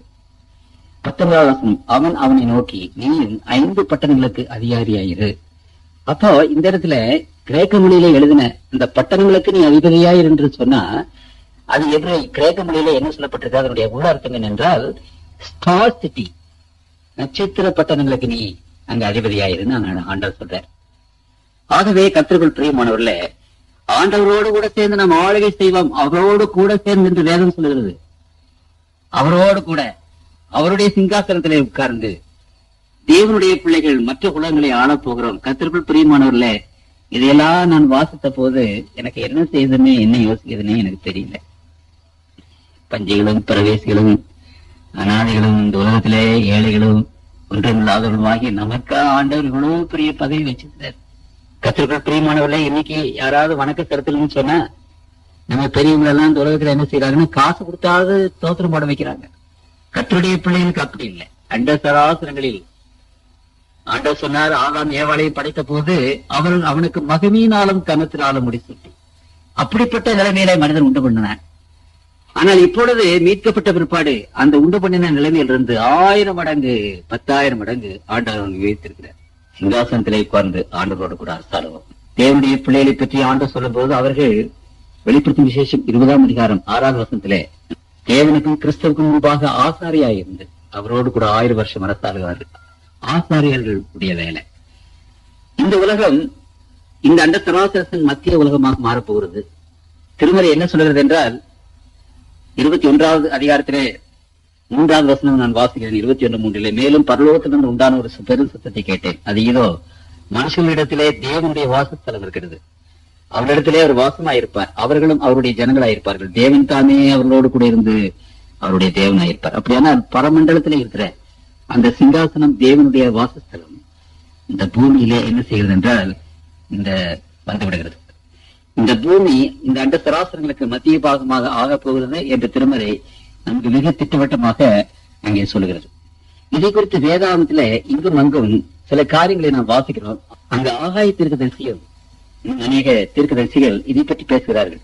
ஆகாயின் புத்தகம் 2ஆம் அதிகாரம் 6வது வசனத்திலே வாசிக்கிறேன். 2:6 சேனைகளின் கர்த்தர் சொல்கிறார், கொஞ்ச காலத்துக்குள்ளே இன்னும் ஒரு தரம் நான் வானத்தையும் பூமியையும் சமுத்திரத்தையும் வெட்டாந்தரைகளையும் அசைய பண்ணுவேன். இன்னும் ஒரு தரம் இந்த அண்ட சராசரத்தையே அசைக்க போறார். எப்படி அது அசையும்? பேச போல சொல்ல வேண்டியது என்னவென்றால், நான் வானத்தையும் பூமியையும் அசைய பண்ணி. இதை பற்றி விஞ்ஞானிகள் கடவுளுடைய பிள்ளைகள் ஆராய்ந்த போது என்ன சொல்லுகிறார்கள் என்றால், இந்த பரமண்டலத்தில் இருக்கிற அந்த விசேஷமான அந்த சென்ட்ரலாலிட்டி, அதாவது மேக்னெட்டிக் ஃபீல்ட் எல்லாம் அங்கதானே இருக்கு. அங்கிருந்து தானே எல்லாத்தையும் ஆண்டவர் கைட் பண்ற அந்த ஒரு வல்லமையை இந்த உலகத்துக்கு அவர் மாத்தி இருப்பார். அப்படி மாற்றும் போது இந்த அண்ட சராசரங்களையே குலுங்கும். இந்த அண்ட சராசரங்கள் எல்லாமே அசையும் என்று அவர் நினைக்கிறார்கள். தேவன் இந்த உலகத்துக்கு வருகிறார். நமக்கு பரலோகத்தில் இருக்கிற ஒரு விசேஷமான ஒரு காரியம் என்ன கர்த்தருக்குள் பிரியமானவர்களே? ஒரு விசேஷமான காரியம். நாம் முகமுகமாக ஆண்டவரை நாம் பார்ப்போம். முகமுகமாக ஆண்டவரை நாம் பார்ப்போம். அதான் ஆண்டவர் நமக்கு கொடுத்திருக்கிற விசேஷமான ஒரு காரியம். அங்கே சாத்தான் இல்லை, எங்க பாவம் இல்லை. ஆகவே பரலோகத்திலே கர்த்தருடைய பிள்ளைகள் செய்ய வேண்டிய இந்த காரியத்தை மட்டும் சுருக்கமாக சொல்லிட்டு போறேன். நாம் ஆசாரியர்களாக இருப்போம். சரி, 3வதாக ஆண்டவர் தன்னுடைய பிள்ளைகளுக்கு அங்கே என்ன கொடுக்க போகிறார் என்று பார்க்கிறோம். வெளியாகமத்தினுடைய புஸ்தகம் 7ஆம் அதிகாரத்திலே ஆண்டவர் அதை குறித்து பேசுகிறார். 7ஆம் அதிகாரம் 17வது வசனத்திலே நான் வாசிக்கிறேன்.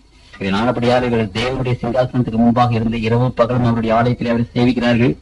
சிங்காசனத்தின் மேல் வீற்றிருக்கிறவர் இவர்களுக்குள்ளே வாசமாயிருப்பார்.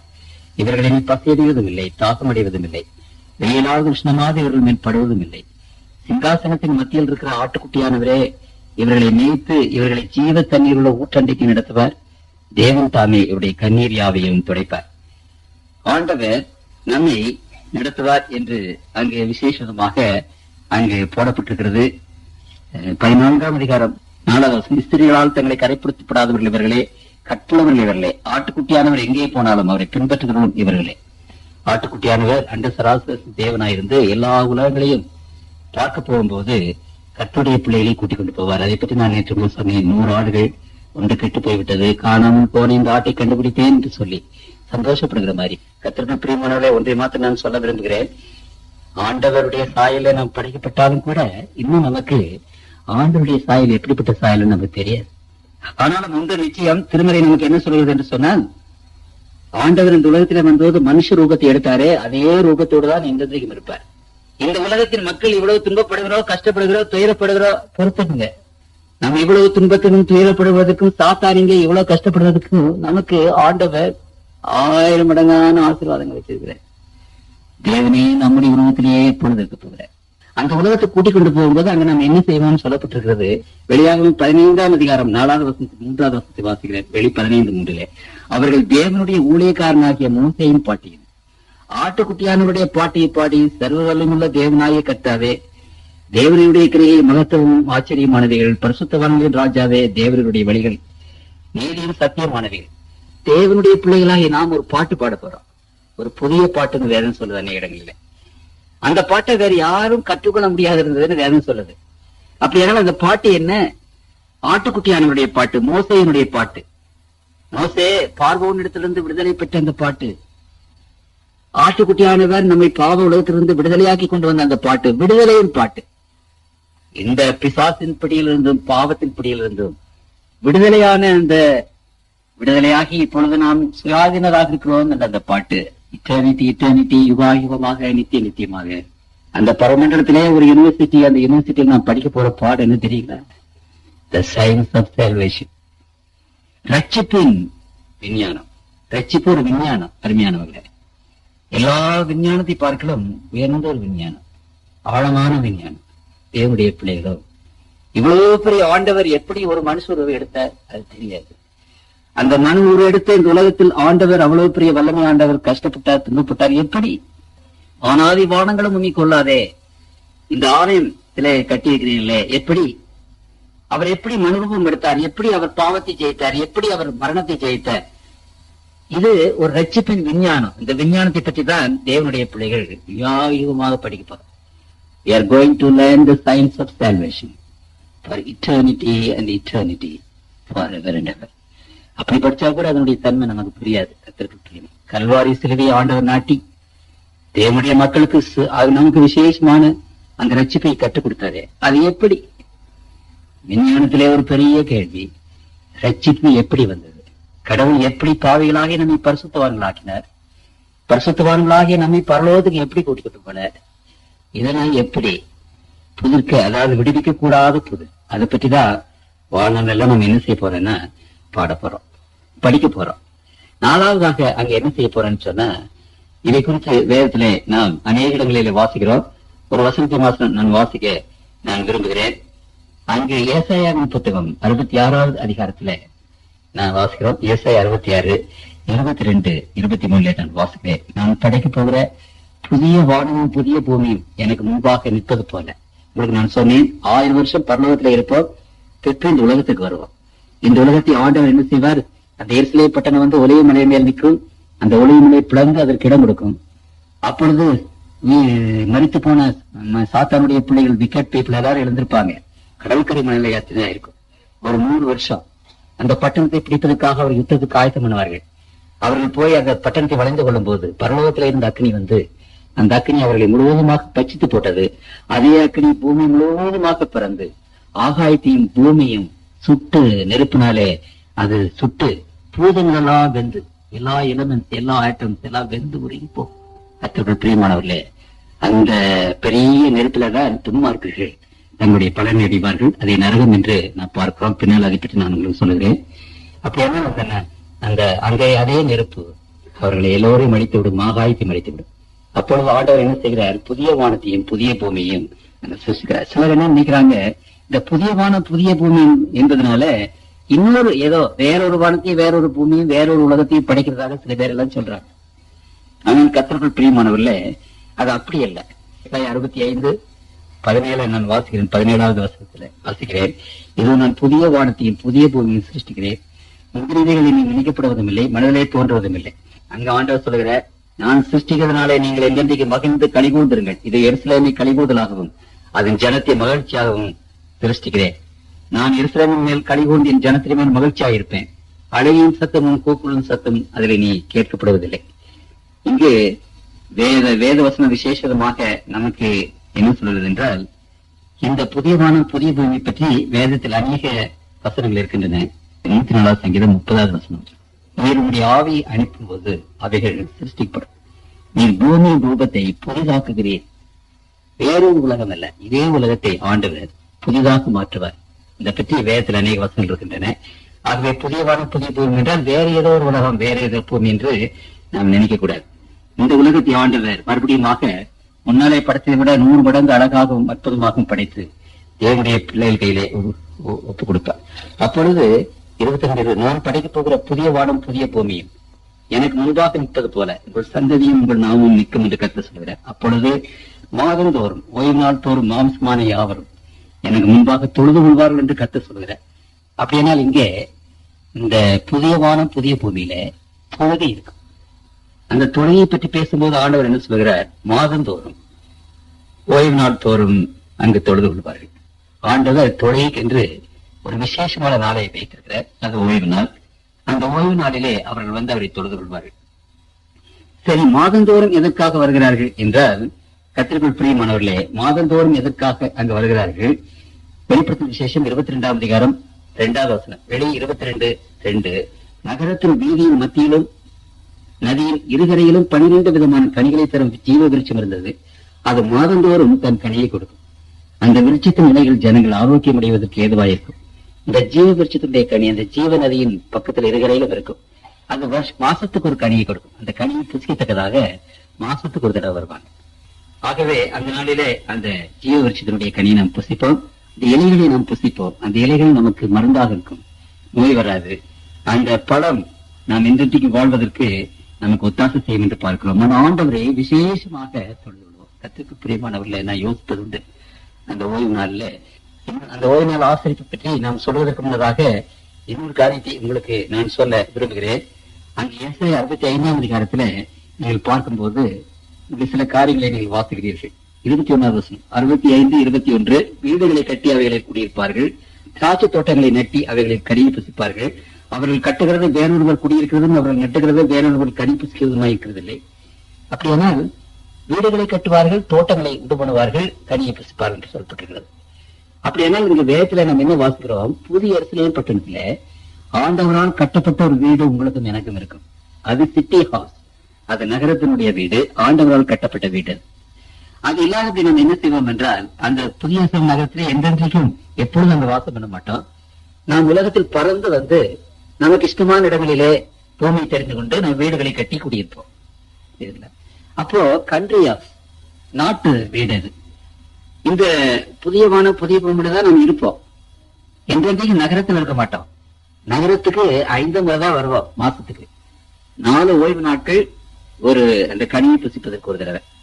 அப்பொழுது அந்த நகரத்துக்கு வரும்போது அன்றைக்கு முழுவதும் ஆண்டவரோடு கூட இருந்து ஆண்டவரை தியானித்து, எப்படி வாரத்தில் ஒரு நாள் ஓய்வு நாள், அந்த ஓய்வு நாள்ல நமக்கு ஆண்டவர் இன்றைக்கு உண்டு பண்ணியிருக்கிறாரோ, அதிலே நாம் வந்து ஆண்டவரை வணங்கி தியானம் பண்ணுவதற்கு அந்த நாளை வைத்திருக்கிறாரோ, அதே போலவே அங்கே புதிய எருசலேமிலே அந்த ஓய்வு நாள் 4 ஓய்வு நாட்களும் ஒரு நாள் பழத்தை புசிப்பதற்கு 5 நாட்கள் தான் அந்த நகரத்துக்கு வருவோம்.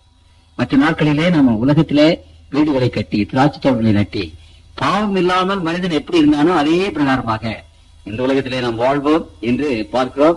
அதோடு கூட நமக்கு கொடுக்கிற ஆண்டவர் கொடுக்கிற ஒரு பெரிய பிரிவிலேஜ், மற்ற உலகங்களுக்கு நாம் போவோம், மற்ற உலகத்தை அரசாளுவோம், அங்கு மற்ற உலகங்களிலே மற்ற காரியங்களை படிப்போம் என்று நாம் பார்க்கிறோம். இந்த சரி, அப்ப இன்னொரு கேள்வி என்னன்னா, நம்ம அப்படி பரலோகத்துக்கு போகும்போது இப்பொழுது நமக்கு நண்பர்கள் எல்லாம் இருக்கிறாங்களே, அந்த நண்பர்களை எல்லாம் நம்ம புரிந்து கொள்வோமா, அறிந்து கொள்வோமா? அந்த நண்பர்கள் நமக்கு பார்த்த உடனே நம்முடைய நண்பர்கள் என்று நாம் அதை புரிந்து கொள்ளலாமா என்ற ஒரு கேள்வி இருக்கும். கர்த்தருக்குள் பிரியமானவர்களே, இங்கே வேத வாக்கியம் என்ன சொல்றது என்றால், நாம் பரலோகத்துக்கு ஆண்டவர் நம்மை எடுத்துக்கொண்டு போகும்போது நம்முடைய உருவம் மாறி இருந்தாலும், அதாவது நம்முடைய உருவமானது மகிமையின் சரீரத்தை உடையதாக இருந்தாலும் நம்முடைய முக லட்சணம் அப்படிதான் இருக்கும். ஆகவே மக்கள் என்ன செய்வார்கள் என்றால், நம்ம யார் என்று அறிந்து கொள்வார்கள். ஒருவேளை நாட்களாக வருஷங்களாக நம்முடைய முகம் மாறுபட்டு போகும், அப்பொழுதும் மக்கள் அறிந்து கொள்வார்கள். 1 கொரிந்தியர் 13ஆம் அதிகாரம் 12வது வசனத்திலே வாசிக்கிறேன். 1 கொரிந்தியர் 13:12. இப்பொழுது கண்ணாடியிலே நிழலாட்டமாய் பார்க்கிறோம், அப்பொழுது முகமுகமாய் பார்ப்போம். இப்பொழுது நான் குறைந்த அறிவுள்ளவன், அப்பொழுது நான் அறியப்பட்டிருக்கப்படியே அறிந்து கொள்வேன். அப்படியானால் பரலோகத்திலும் நாம் யார் என்று தெரியும். நாம் எல்லாரும் ஒன்றாக சேர்ந்து நாம் பேசிக் கொள்வோம், இருப்போம். ஒருவேளை நம்முடைய உலக வாழ்க்கையை பற்றி நமக்கு ஒரு எண்ணம் இருக்குமா என்றால், அது சிறிது காலம் இருக்கும், அப்புறம் இராது என்று நான் பார்க்கிறோம். ஆகவே கடைசியாக உங்கள் மத்தியில் நான் சொல்ல இருக்கிறேன், தேவனுடைய பிள்ளைகளுக்கு முன்பாக இன்றைக்கு உலக வாழ்வும் பரலோக வாழ்வும் வைக்கப்பட்டிருக்கிறது. இந்த உலக வாழ்வும் பரலோக வாழ்வும் என்ற இந்த 2 வாழ்விலே கர்த்தருடைய பிள்ளைகளாகி நீங்கள் எதை தேடுகிறீர்கள்? சாத்தான் ஆண்டவராக இயேசு கிறிஸ்துவை அங்கே சோதிக்க வந்த போது ஒரு பெரிய சோதனை அங்கே அவருக்கு இருந்தது. ஆண்டவராக இயேசு கிறிஸ்துவை பார்த்து சாத்தான் சொன்னான், இந்த உலகத்தை மீட்கத்தானே நீ வந்திருக்கிறாய், கல்வாரி சிலுவைக்கு போக வேண்டிய அவசியம் இல்லை, ஆக வேண்டிய அவசியம் இல்லை, ஒன்றை மாத்திரம் நீ செய், நீ தாழ விழுந்து என்னை பணிந்து கொள், உனக்கு இந்த ராஜ்யத்தை எல்லாத்தையும் கொடுத்து விடுகிறேன். மத்திய 4ஆம் அதிகாரம் 8வது வசனம். மறுபடியும் பிசாசு அவனை மிகவும் உயர்ந்த மலையின் மேல் கொண்டு போய் உலகத்தின் சகல ராஜ்யங்களையும் அவைகளின் மகிமையும் அவர் காண்பித்து, பார்த்தீங்களா, இந்த உலகத்தின் ராஜ்யங்கள், அதனுடைய அரசாட்சி, மகிமை, செல்வம், சுகம் எல்லாவற்றையும் அவனுக்கு காண்பித்து, நீ சாஷ்டாங்கமாய் விழுந்து என்னை பணிந்து கொண்டான், இவைகளை எல்லாம் உமக்கு தருவேன் என்று சொன்னார்.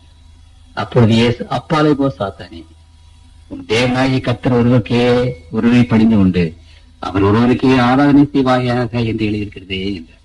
இன்றைக்கு உலகத்தின் மக்களுக்கு முக்கியமான கேள்வி என்ன? அந்த சாத்தான் இன்றைக்கும் அதே விதமாகத்தான் நம்முடைய பிள்ளைகளை இன்னைக்கு அவன் சோதிக்கிறான்.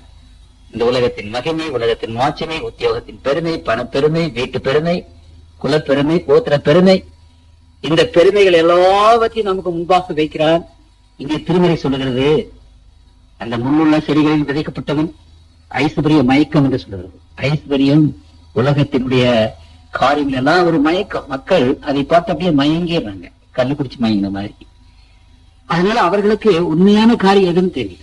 ஆண்டவருக்கு இந்த உலகத்தின் மகிமை எல்லாவற்றையும் காட்டி, இந்த பாவ உலகமே, அந்த சேனைகள், அந்த பட்டாளங்கள், அந்த பெரிய சிங்காசனம், வல்லமைகள், பணம், சுகம், இவர்கள் வரும்போது கர்த்தருடைய பிள்ளைகள் மயங்கி அந்த பிசாசு சாஸ்தாங்க நமஸ்காரமா ஒரு தடவையான வணங்கணும், 20 தடவை வேணாலும் வணங்கணும்னு வந்தார்.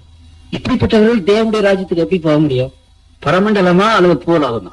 கர்த்தருக்குள் பிரியமானவர்களே, அந்த பரமண்டலம் உங்களுக்கு வேணுமா, பூலோகம் உங்களுக்கு வேணுமா? இந்த பூலோகம் உங்களுக்கு வேணும் என்று சொல்லி சாத்தான் இன்றைக்கு ஆண்டவரை சோதித்த மாதிரி சோதிக்கிறான். இந்த உலகத்தின் மகிமை என்ன, மாட்சிமை என்ன, உலகத்தின் ஆசாபாசனுடைய இன்பம் என்ன, இதுல என்ன இன்பம், அதுல என்ன சரீர சுகத்தினுடைய இன்பம், பணத்தினுடைய இன்பம், உத்தியோகத்தினுடைய இன்பம், ராஜ்யனுடைய இன்பம், எல்லாத்தையும் நமக்கு முன்பாக கொண்டு வந்து போட்டு நம்ம மயக்கி பரலோகத்தை பற்றி என்ன கூட வேண்டாம், சரி என்ன இருந்தாலும் எண்ணத்தோட இருந்து போட்டு அதை பற்றி அதிகமா நீ யோசிக்காத, சிந்திக்காத. கர்த்தருக்குள் பிரியமான தேவனுடைய பிள்ளைகளே, இந்த உலக இன்பங்கள், உலகத்தினுடைய காரியங்கள் எல்லாம் நமக்கு வரும்போது நீங்க என்ன செய்ய போறீங்க? ஆண்டோடைய ராஜ்யத்தை நாம் நினைப்போமா, சிந்திப்போமா? மீகாவின் புத்தகத்தில் ஆண்டவர் ஒரு விசேஷமான வசனத்தை சொல்கிறார். மீகாவுடைய புத்தகம் 2ஆம் அதிகாரம் 10வது வசனத்திலே வாசிக்கிறேன். எழுந்திருந்து போங்கள், இது நீங்கள் நினைத்தால் இடம் அல்ல, இது தீட்டுப்பட்டது, இது உங்களை நாசப்படுத்தும், அந்த நாசம் மிகவும் கொடியதாயிருக்கும். ஆண்டுடைய பிள்ளைகளுக்கு மீகாத்திற்கு சொல்கிறார், எழுந்து போங்க, இந்த இடமும் இந்த இடத்திலே காரியங்களும் தீட்டப்பட்டது, இது உங்களை நாசம் பண்ணும், அந்த நாசம் மிகவும் கொடியதாயிருக்கும். அப்படியானால் கர்த்தருடைய பிள்ளைகளுக்கு முன்பாக வைக்கப்பட்டிருக்கிற காரியம், இந்த உலகம் வேண்டுமா? உலகத்தின் ஆசைகள், உலகத்தின் சொத்து, உலகத்தின் சுகம், மகிமை, மாட்சிமை எல்லாம் உங்களுக்கு வேண்டுமா? அந்த பரலோக நாட்டை நீங்கள் கண்ட உங்களுக்கு வேண்டுமா?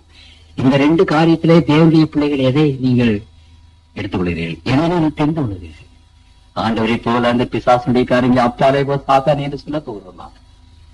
சொல்லிவிட்டு பரலோகத்தை பற்றி நினைத்தவர்களாக ஆபிரகாமை போல, ஈசாக்கை போல பரலோகத்தை நோக்கி பார்த்தவர்களாக வாழ்ந்தார்களே, அப்படிப்பட்ட ஒரு வாழ்க்கையை நீங்கள் வாழப் போகிறீர்களா? ஜெபம் செய்யுங்கள்.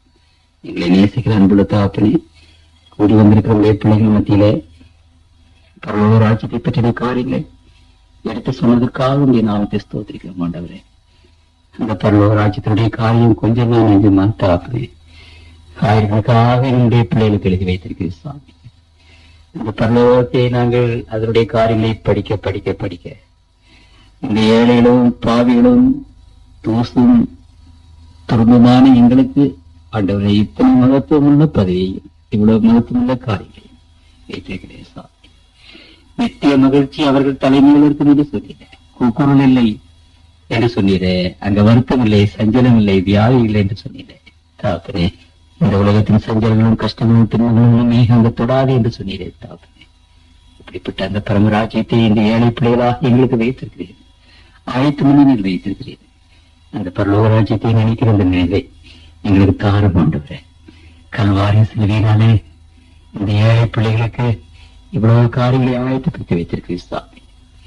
இந்த பரலோகத்தினுடைய காரியங்கள் எல்லாம் ஆண்டவருடைய கல்வாரி சிலுவையினாலே எனக்கு கிடைக்கப்பட்டது என்பதை அறிந்தேன்.